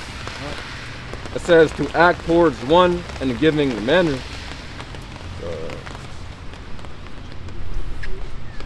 All right. That's sufficient. Use His world, but don't abuse it. All right, I mean, don't overuse it. Don't go the distance, whatever utility you have. You know? Yeah, and like in the world, you know, the most important thing you should be using the world for, of course, is like the truth. You know, brothers got cameras. You know, get in the car. You know, coming to from camp. All right, you know, giving ties, arms. You know, things of that nature. All right. So you know, that's the main thing you should be using the world for anyway. Yeah, and it's more on that definition. It says to make use of a thing, and then it goes on to say the good things of this world. Good things. Yeah, the good things. Yeah. Good things in the world. You know, uploading a video on YouTube, you know, using certain platforms like that. You know? Yeah, convenient job. You know, that could be a convenient job too. Yeah. And where you got the weekends off, or every other weekend off. You know, good things in this world. Yeah, you know, and also having a pretty stable job, you know, will allow you to also help the brotherhood, you know, so. All right, what else we got? That's precept. Did you find that scripture? I have precept. All right, what you got? Job chapter 17 and 4. And I'll get the dogs of the flock. I call for that then you earlier. got the sorrow. Esau, dogs of the flock. At 20. Oh, like that. younger? What, the original? Job 30? 30 Job and 1? 30. Yeah. Yeah, what you got there? Oh, Job, this Job 17, I got verse 9. It says, the righteous also shall hold on his way, and he that hath clean hands shall be stronger and stronger. Yep, go right down here. So, we're going to hold the way of Yahweh Shem outside. The righteous, Lord willing, we be of the elect. You know, we hold on to the way. We know the way is Yahweh Shai. You know, so you know, we follow the Lamb whithersoever he goeth, right? He that hath clean hands shall be stronger and stronger. You know, Job would speak about, thou knowest that I'm not wicked. You know, none can pluck me out of my hand. So, hey, as we keep going, because obviously we know in the spirit, like, you know, we don't want to go off. We want to, of course, be righteous. We do better. You know, so we gonna keep increasing as, you know, the house of David gonna increase more and more, wax stronger and stronger, and the house of Saul gonna be weaker and weaker. You know, stronger. I'm gonna look up real quick, which is Amatzah, which Amatzah go into courage and such, strength and root. Yeah, to be stout, solid, and courageous, and make firm. All right, assure to make oneself alert and be determined. You know, so these are the different traits that you gotta have. You know, we were talking about, like, you know, with dealing with women and all of that, and how you kind of like you reinvent. You Lord to break you down, take you away from that, then you grow and be built, and you a whole nother person, and you got better interests and stuff. You know, better course of living. Like, we in the truth. You know, we got the highest wisdom dealing. You know, we got the Lord, got the name. So, you know, we occupying ourselves in prophecy, and we know what's to come. So, you know, obviously we arm ourselves with that knowledge, and we make sure that our course is moving to, you know, the beat of prophecy, really. You know, like, I'm not gonna be sitting there, oh, I'm trying to be a world champion, meanwhile the world is destroyed. What I'm gonna be a damn champion for? You know what I mean? Champion of nothing. We get a champion in this truth, a man of virtue. Yeah, so that's it.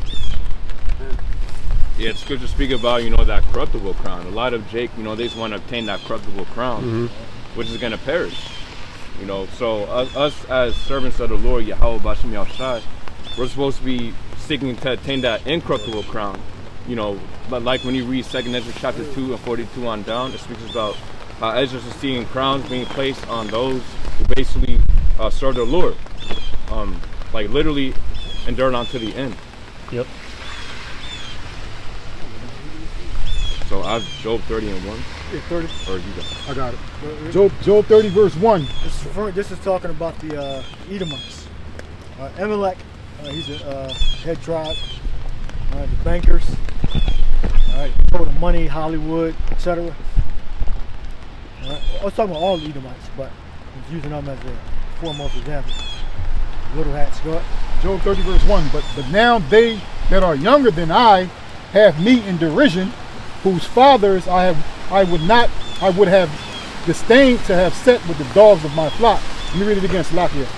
Job 30 verse 1. But now they that are younger than I have me in derision, whose fathers I would have disdained to have set with the dogs of my flock. Yeah, those are the little hats. All right, them that were younger than I. All right, you got Jacob and Esau. That's referring to the Edomites, Esau. All right. Because we're really in the spirit. We're the elder. All right, I mean we have supremacy over Esau. All right, in the spirit. Even though who came out first? Jacob, Esau. Esau came out first. Yep. Esau came out first. All right, but in the spirit, we're the elders. All right, as it's written, the elder shall serve the younger. All right, but Esau, he's gonna be made a second-class citizen. All right, right now he's the first. Give me the first of the nations. Is that in Numbers? Oh yeah, and I actually have more on the word for younger. Yeah. In Job 30 and 1. So the word for younger is of course Taza Ayar, which means little, insignificant, young. Yeah, so basically, yeah, and it also says little one, so younger than I, okay. Insignificant, little. Alright, we don't know what less than us. Oh, okay. Yeah. Also, it says ignoble, which literally means not honorable in character or purpose. What's the outlines of biblical usage? It's what does it come up as? It's little and insignificant and young. That's kind of like my. Yeah. Yeah. That's so real good. There you go. Little, and so really it don't mean younger. It means little and insignificant. Even though literally they are, because why? They come out from us. Yeah. We don't come out from they come out from us. Adam, yeah. But the Lord deemed them what? For a particular designation, which was to be the wicked. Remember, from Adam come we all, but also the people whom thou hast chosen. So technically they come out from us, but it is because they're insignificant. Yeah. Dogs. Yep. Alright, versus fucking dogs. Oh, go ahead. Yeah. This is more on the dogs than Edomites. This is Psalms 22 and 16. It says, "For dogs have compassed me, the assembly of the wicked having closed me, they pierced my hands and my feet." That's a prophecy about Yahushua, but the Lord be the death of the resurrection.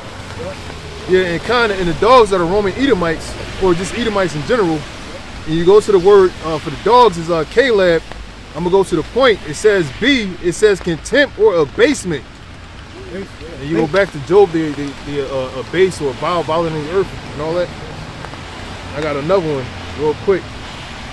This is Obadiah chapter 1 verse 2. It says, "Behold, I have made thee small among the heathen. Thou art greatly despised." And the word despise, or let me go to the word despise real quick. Bazar is contempt, disdain, despicable, vile, worthless. It's saying the same thing. They all link up. Ishmaelites know that. They words. They know that they're the double. Hold it. I rank the Iranians. They know that they're the double. Right? They know they're imposters. Right? Yeah. Like I said, go to presstv.ir. Okay? Because they offer YouTube. They offer of the apps and all that. You can't download the apps no more, if I'm not mistaken. And go to RT. Go to TRT News.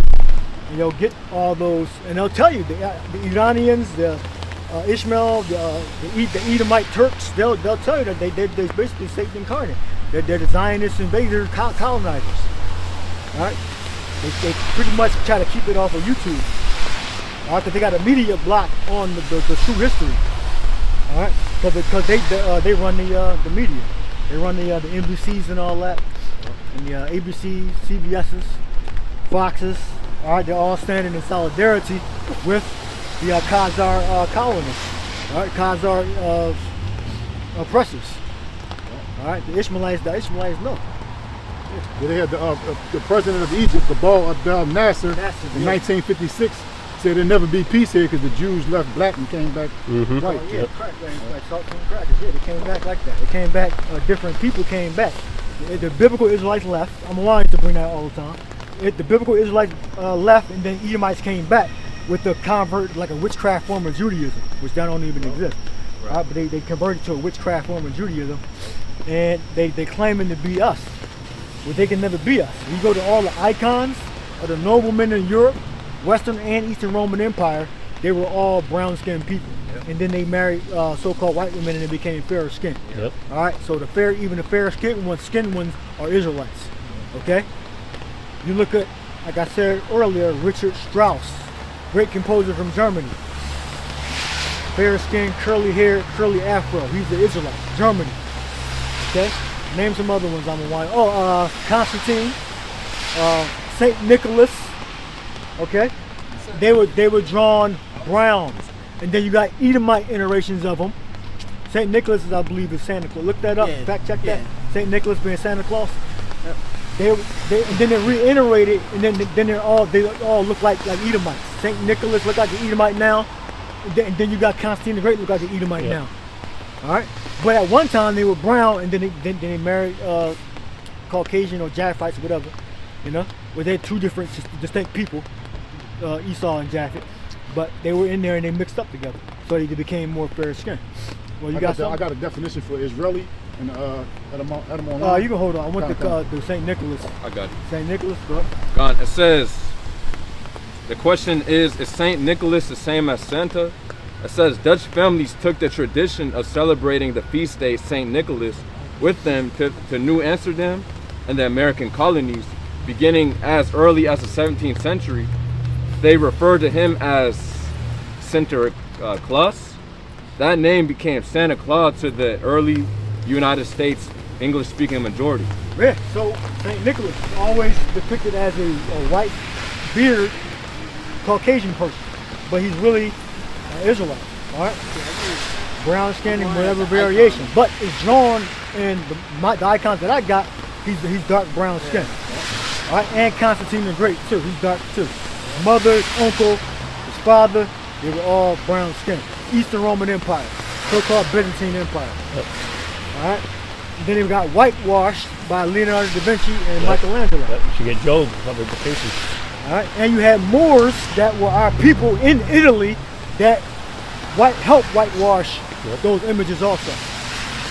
Our own people contributed to the whitewashing because the people that were in power, the dukes, the duchess, and all that in Europe and Milan, Italy, those were descendants of the Moors. Those are our people. All right, and many of them were fair skinned. Yep.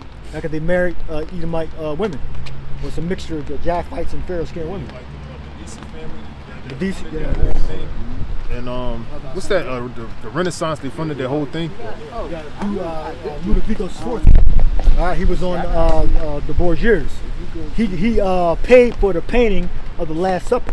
Yep. He was the patron. Ludovico Sforza. I believe his cousin or one of his ancestors was related to Giovanni Sforza, was just divorced Lucretia Borgia. All right, and he was an Israelite. The Sforza family were Israelites. They were descendants of the Moors. All right. So our own people contributed to so-called white supremacy. Is the point. All right, they contribute to it. Allowing Esau to intermarry into the families. That's how Esau came to power. Right, the daughters. Yeah.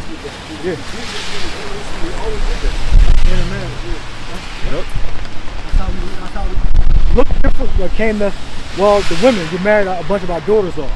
All right, and that's how we got mixed up. Married our daughters off into different rulers in Europe. That's how we became, that's how we got erased in Europe. All right? Because the current family right now ruling in Britain, King Charles, the King Charles or whatever, King Charles, yeah, he's not an Israelite. He's a damn Edomite. On the mother's side, he might be an Israelite. All right. Well, on the mother's side, carrying the DNA, but his spirit cannot be an Israelite because your spirit comes from your father. All right. So he might have Israelite DNA, but he don't have the Israelite spirit. All right. Or it could be a total lie. The whole line could have just ceased to exist amongst Britain, and Edomites just usurped the throne. All right, because Esau like to change history and put figures in, because the bankers control the history, control the seed line, all right, through deception, all right. So that could be a whole different line, for all we know, of the current king of England. All right, well we know they're not Israelites, all right, because the king, but he would be the king will be in slavery right now, because the scriptures say ye and your king are going to go into slavery. So he can't be the biblical, he can't be a Judah, of the line of the tribe of Judah. All right? But the scriptures say the scepter should not depart from Judah. So that's how we know that the kings in Europe were going to be ruled by Judites. All right. So all the noble families in Europe are going to be ruled by Judah. All right, that's how you look at the icons. You see that they're all brown skin, dark brown to light brown to maybe look like an Edomite. All right, those are the Israelites that were prophesied to rule. All right, throughout the different time periods as we got expelled from Jerusalem, all right, from the Holy Land. All right, get this prophecy on that 49th chapter of Genesis. All right, scepter should not depart from Judah. All right, so you got to get that image out your mind that we all gonna look the same. We all ain't gonna look the same. All right, our men, that our ancestors married fair-skinned women. So if we marry fair-skinned women and then the child married another fair-skinned woman, it's gonna look like an Edomite eventually. All right. And then you're gonna have, just like you heard about J. Edgar Hoover being a Jake. I don't know if you heard about that. Basically, he was like real fair, but then when you get older, your face starts to change. So you would never know. But J. Edgar Hoover is known for being a racist piece of shit to so-called black people. So the majority of our people believe that J. Edgar Hoover is a damn purebred Edomite. Basically, you're fucking crazy. Because you lack the knowledge and you're not spiritual. All right, you really don't understand what you're involved in. All right, but you're still blinded with fucking stupidity. All right, you gotta stop looking at the outward appearance. Give me that circumcision is not of the Romans 2nd chapter. Circumcision. 25.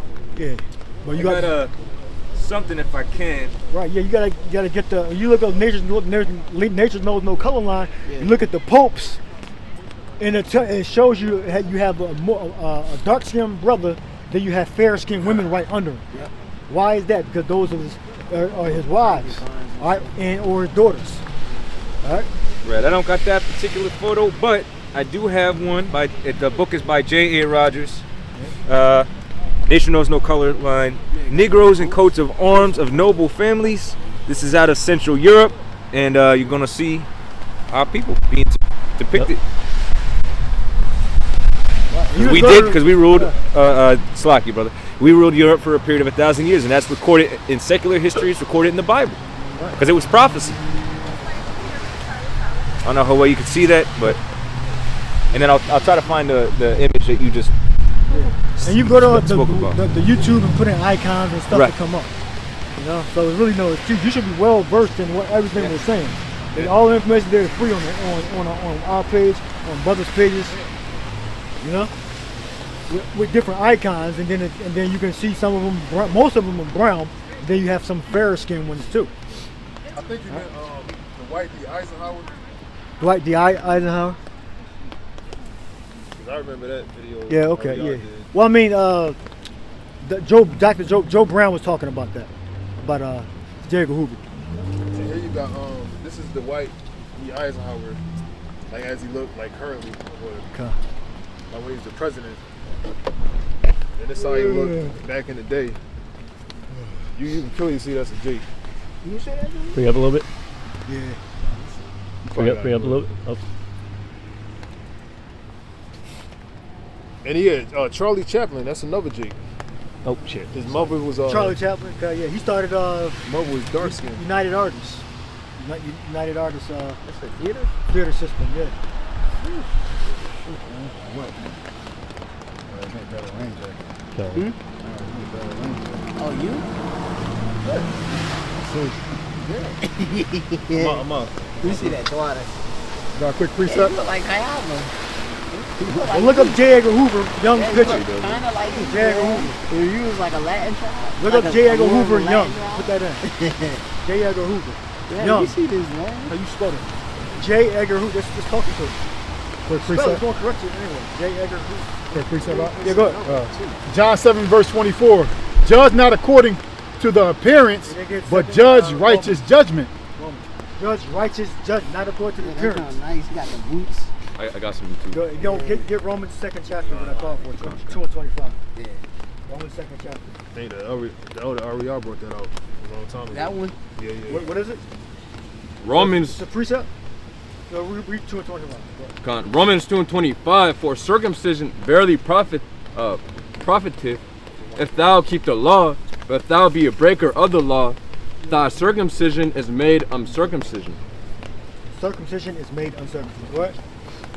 Therefore the uncircumcision keep the righteousness of the law, shall not his uncircumcision be counted for circumcision? Yeah. Go ahead. And shall not it says, and shall not uncircumcision which is by nature, if it fulfill the law, judge thee? Go ahead. Who by the letter and circumcision does transgress the law? For he is not a Jew, which is one outwardly, neither is that circumcision which is outward in the flesh, but he is a Jew, which is one inwardly, and the circumcision is that of the heart and the spirit, and not in the letter, whose praise is not of men, but of the Most High. Yeah, not in the letter. All right. You can't write something and say, oh, because you look a certain way, not Israelite. All right.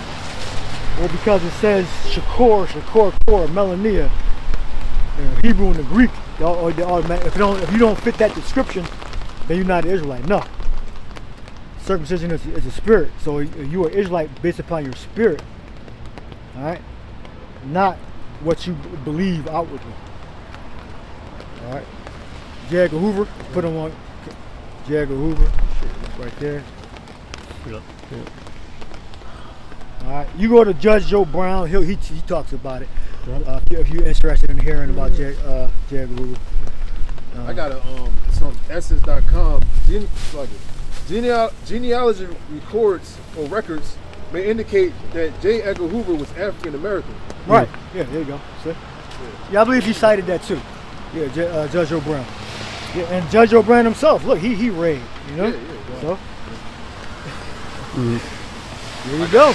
I mean, so you can't be thinking that just because a guy looked like fair skin that he's automatically an Edomite. You know? It's by the spirit, like the brother said in the book of Romans. Romans 2nd chapter. That's him old. This is when he got older. Yeah. Right.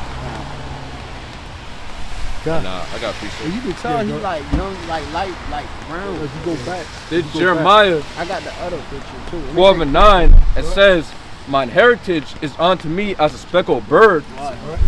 The birds round about are against her. Come ye, assemble all the beasts of the field, come to devour. Yeah, that's the heathen. Looking like All right. the The heathen. The birds run about. You know those speckled?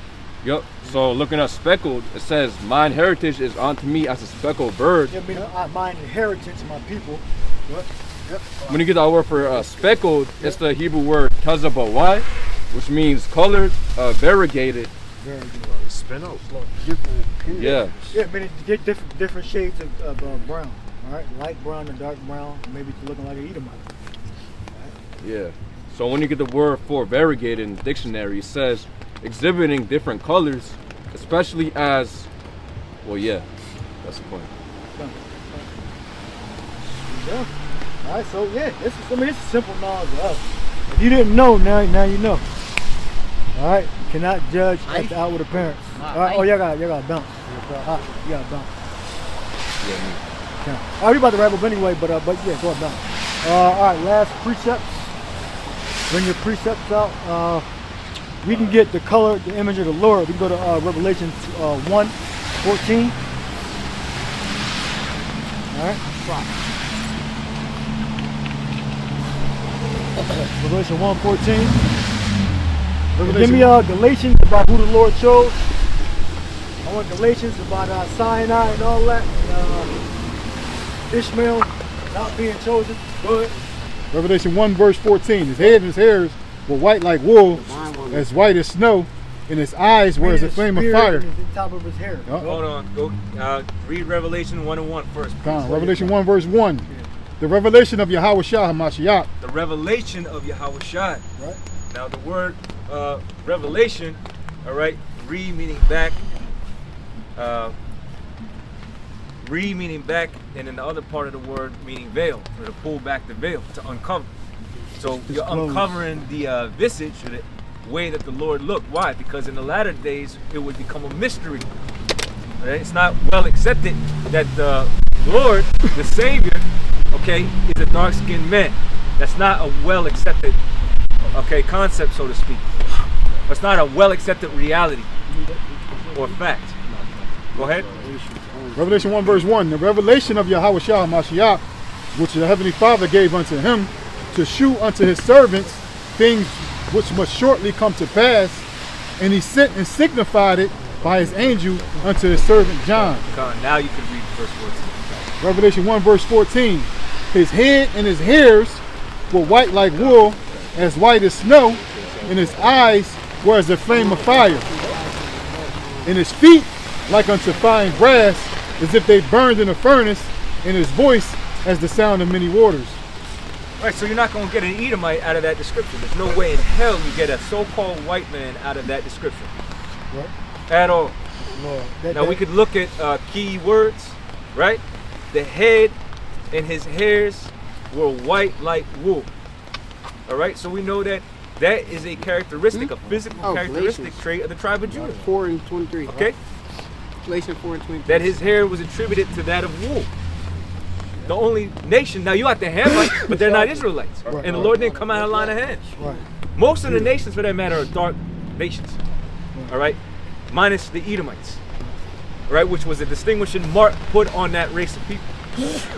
But just to make the point, just because you have, like the brother said, fair skin, all right? Or you have a lack of melanin does not necessarily denote automatically that that person is indeed an Edomite.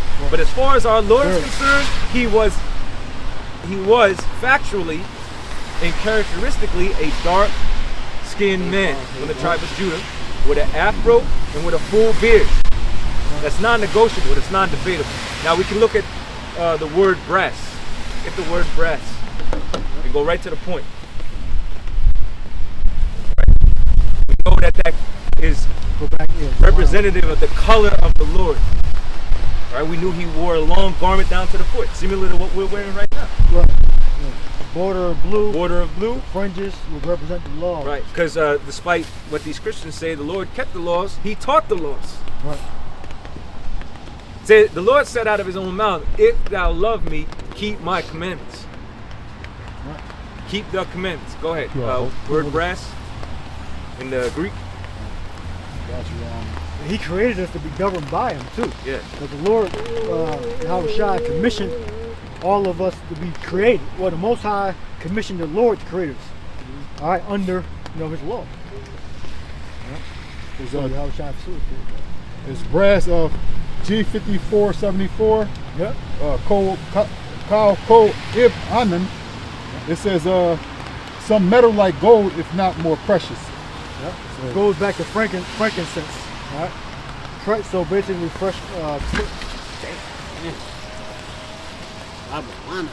precious frankincense. All right. Precious frankincense.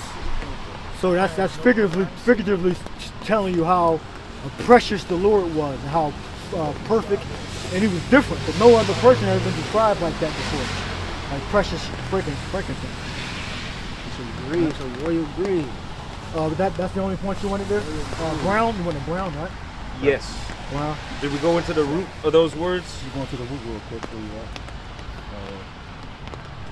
Brass. You're going to brass, right? Yeah. It says Kalkos. It said brass. What is made of brass? Money coins of brass, also of silver, gold. The Strong's is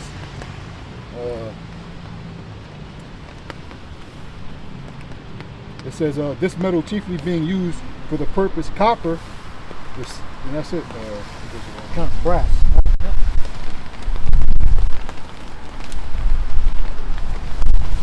Yeah, if you go to the word, another root word is from the frankincense tree, the perfume frankincense. Yup, and that goes back to, I did videos on it before, that goes back to the frankincense in the law. Right? Exodus 30. Somewhere around there, yeah. When you click on that, it goes back to, you know, 'cause in the temple you had to burn, make different oils together and frankincense together to make special, Burned in the sink. a special like a resin or whatever, or burning to burn in our house of worship. Alright. So that's again showing you how connected the Lord is to the law and the Lord is to the Father. Alright, so that was the special spirit Yahweh Shai. Anything else you want? You want to go to the ground mean and get to that? Yeah, Khan, in the NLT it tells you that his feet were like polished bronze, refined in a furnace. And we know bronze is a brown color. That's the point that I really wanted. And then it continues to say, as if it burned in the furnace.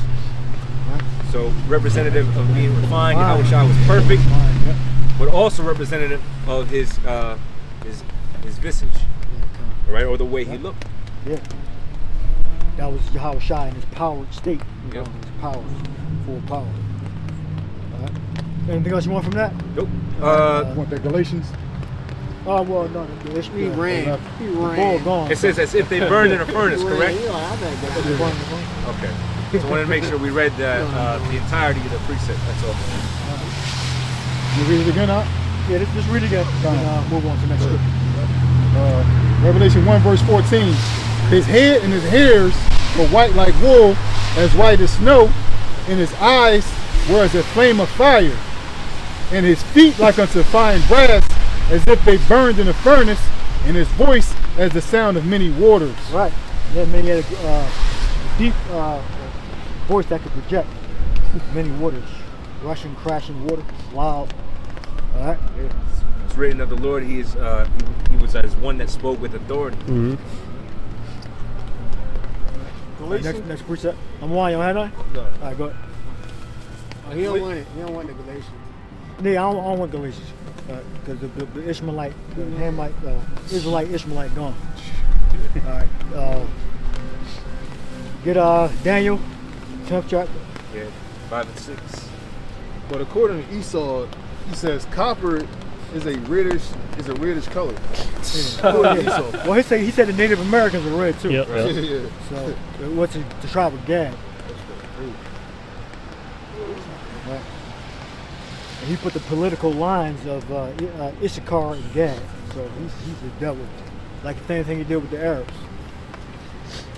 All right. Well, when copper is an alloy or a mixture of bronze, which they say bronze is brown. Exactly. So where the hell do you get red from? Yeah, right. Yeah. Well, that's the thing. Look, you know, not getting too much into it. It's like brass is by itself made up of other metals, right? Like you just read. And one of the core central ones that it derives from is bronze. Bronze is bronze. Exactly. That's why when you read the NLT, it tells you they're bronze. Right? Yeah. Well, look, Esau. Well, the Lord is not gonna come back looking like Benjamin Netanyahu. He ain't gonna come back looking like that. All right. It tells you that the Lord, the Most High, anyway, in Ezekiel, the first chapter, had the rainbow. You know, so it was all sorts of colors. And it All right, said but he's not burnished. coming back So looking like Benjamin Netanyahu. It said burnished bronze. So if they wanted to try to deduce that copper is red, then you'd have to deal with the burnished bronze. Right. Exactly. Burnish goes back to brown. Yeah. Burnish. Yeah. And we're talking about, because I had someone try to get quick and say, oh, well, when something's burning, it turns a red color. I said, no. It's the result of it. It turned What's the darker. result of it? It turns darker. Yeah, you, Right. you have a It didn't imply, let's say, present tense. Right. It denoted right, exactly. Yeah, kind of. The result. In other words, the result. Yeah. There you go. Exactly. Yeah. They get tried to slip. Yep. They think they smart, but they really not. Fucking censor. Yeah, I cut her. It was a woman, of course, damn foolish woman. But I cut that quick. Yeah, it was refined, and Yahushua was in a power state. Yeah. All right, Daniel 10. Daniel 10. Yep. And then one more, if you got. And then look, we already know the precepts. Right. Yeah, Hebrews 7 and 14 tells you that it's evident that our Lord spake out of the tribe of Judah. Jeremiah 14, okay, tells you what color the tribe of Judah is.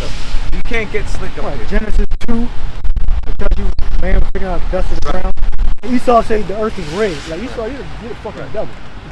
Earth is we know about Solomon.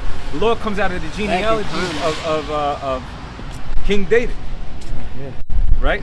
So Solomon, what do? You deduce that if Solomon told you that he was black and comely, all right, or dark skinned and beautiful, basically. Right. Then the blind was the same way. Exactly. Oh, it's not hard. It's not.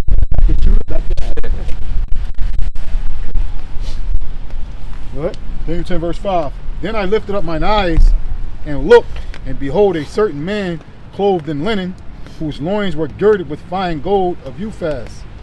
His body also was like beryl, and his face as the appearance of lightning, wisdom, and his eyes as lamps of fire, and his arms and his feet like in color to polished brass, and the voice of his words like the voice of a multitude. Right, so that's the same thing as saying in Revelation, just saying in a slightly different way or exactly the same way. It's not like it's so different. All right, the Lord looks like that. All right, and it translates over the Revelation, the first chapter. But what's unique about Daniel 10, it's a good link because it not only mentions his feet, but it also mentions his hands. In case there was any doubt. Right, so he's not coming back looking like Benjamin Netanyahu. All right, so it's impossible. All right. Burnish, look up burnish. Go back to brown.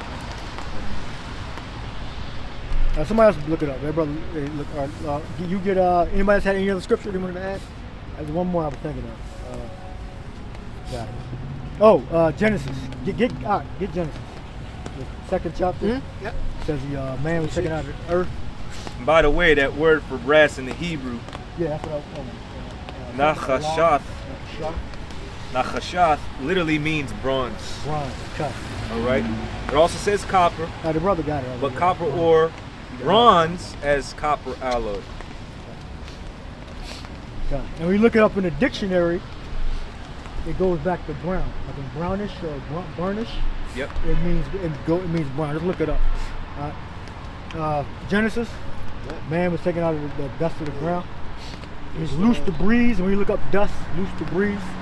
And what's the thing that hummus you talk about? You talk about a lot. Oh, that. So basically, with that, the most nutrient-dense soil is what they call, I believe, look it up, hummus, but it's a dark color. So it says that the Lord created man out of the dust of the ground.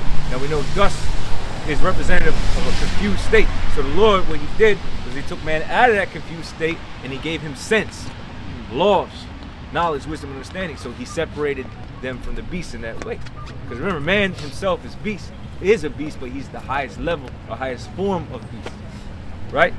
So there's that part. But when you go into the most nutrient-dense soil, okay, you could say, arguably, the top layer soil is the darkest part. And the further you go in, it's got different shades, right? Different variations of brown, right? When you start talking about lighter colored soils, it's actually lacking nutrients, whether it be red soils, yellow soils. It's because it's actually nutrient deficient, especially you see red soils high in iron and lacking in moisture. You know, so we know that man came from the different elements of the earth, right? But we came from the quality nutrient, most nutrient dense elements, you know? That, and then look up earth, Adama. So read that precept. Right, yeah. Hence Adam. Adam, Adama means of the ground or of the earth. So man was taken from the elements of the earth, right? That's why man, you got water, right? You survive off water. If your body doesn't get water after so much time, you would die. You lose life. So we're made out of water. We're also made of the different elements of the earth. Yeah, so Genesis 2 and 7, it says, "And the Lord Yahweh power formed man of the dust of the ground and breathed into his nostrils the breath of life, and man became a living soul." Yeah, like your brother was saying about being separated from the rest of the beasts. Right? And Adam, Adama, earth, you read that definition. It don't mean red earth. When we look it up, we're going to say, oh, red earth. No. Earth is not generally red. Generally means most of. Okay? Most of the earth is not red. You have a certain small percentage of the earth, I think 1% or 5% of the earth is like red soil with 2 and 7. So what Esau tried to do is says, oh, Adam was a red man. That means though he's a so-called white man. So Adam was taken out of the red earth. So that means he's a so-called white man. Okay? Lies. Right. So Adam means earth man, taken out of the earth. He was taken out of like the humus soil. Right. Yeah. Humus soil. Yeah, humus. Humus. Yeah. Humus soil. Yeah. Humus. Okay? There you go. Now it says that it's the top layer. They say it composed of decaying animals, insects, and things of that nature, but it says plant material, right, breaks down. Humus is dark organic material that forms in soil when plant and animal matter decay. So everything, remember, the scriptures talk about we were formed of the dust of the ground, right? And that man returns back to the dust in which he was, right? So now, with that in mind, it says here that that top soil, oh, this damn rain's locking. Keep changing the page on me, yeah. It says, why is humus at the top layer of soil? It says it contains more organic material and that the subsoil, right, is darker in color. And so it's got a depiction, and right there you can see the different layers of the soil. But that is a nutrient dense layer of soil. That's what's going to cause other life to grow out of it. Right?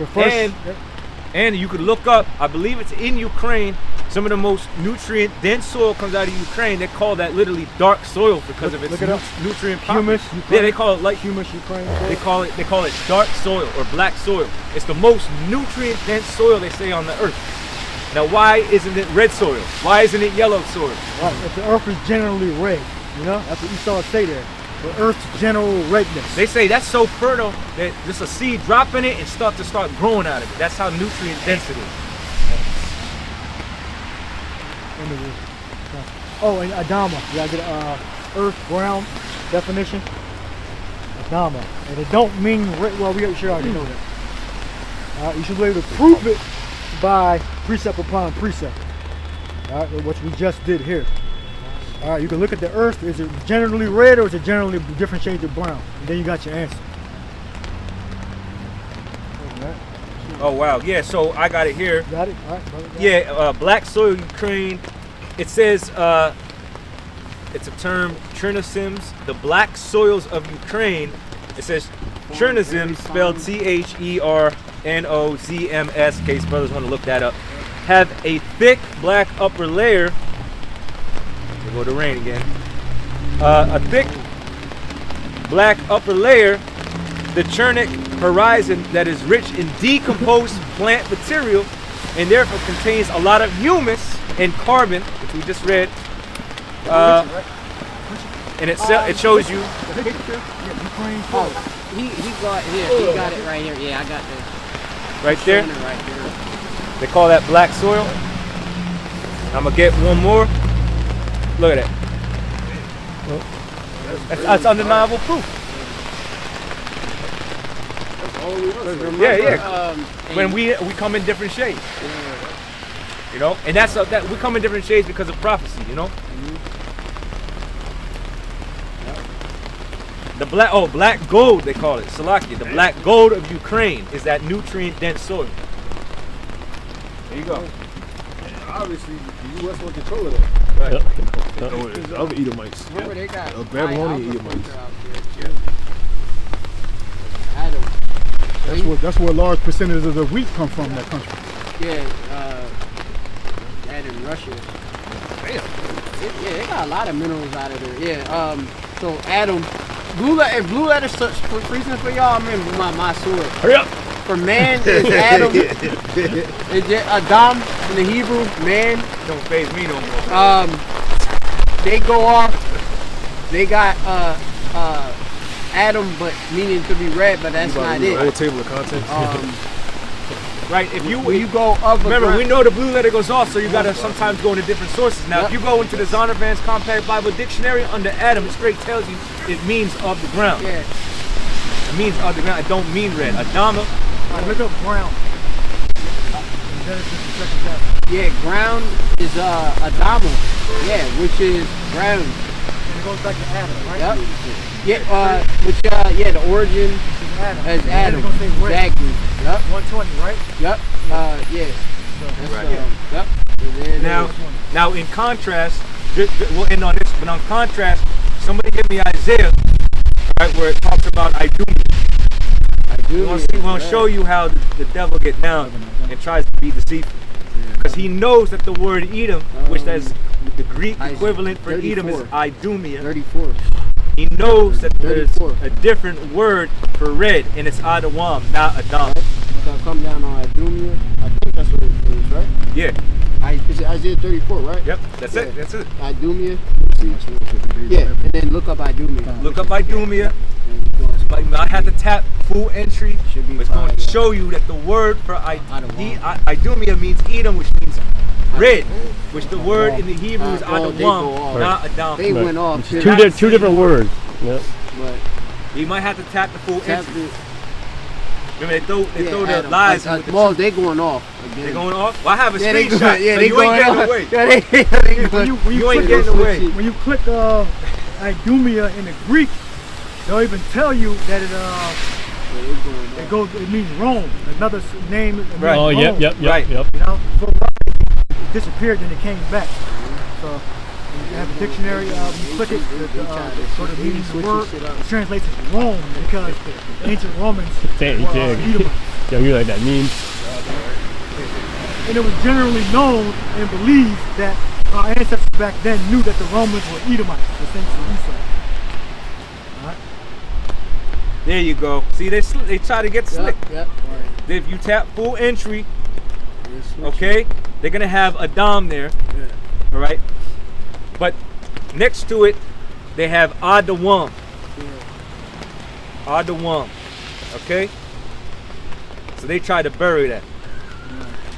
Right, but we found out, so we know the formula. You know, we look at the earth, we see the earth is mostly different shades of brown. Now, well, here right there in the definition, Strong's definition, it has Edom, right? You go down here, right? Adawam is there, Genesis. and then it tells you red. Wow. See? Bear with me. All right. Look. Oh, you can't zoom in? Yeah, we can.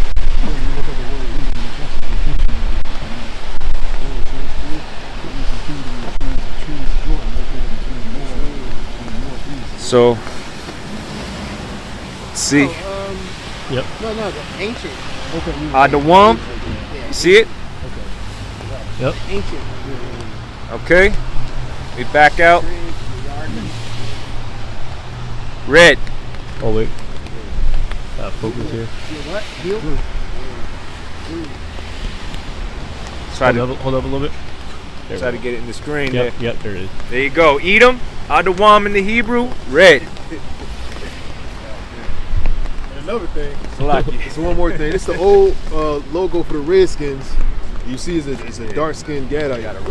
with brown skin. They gonna Hold up a make little bit. that. Up. Yeah, Alright, they took there you it. go. There you Now go. they Watch Exactly. it, man. Adam Exactly. and Adawam. Exactly. The Commanders. Adam, right. Yeah, they changed the whole shit. Super generic. Yeah.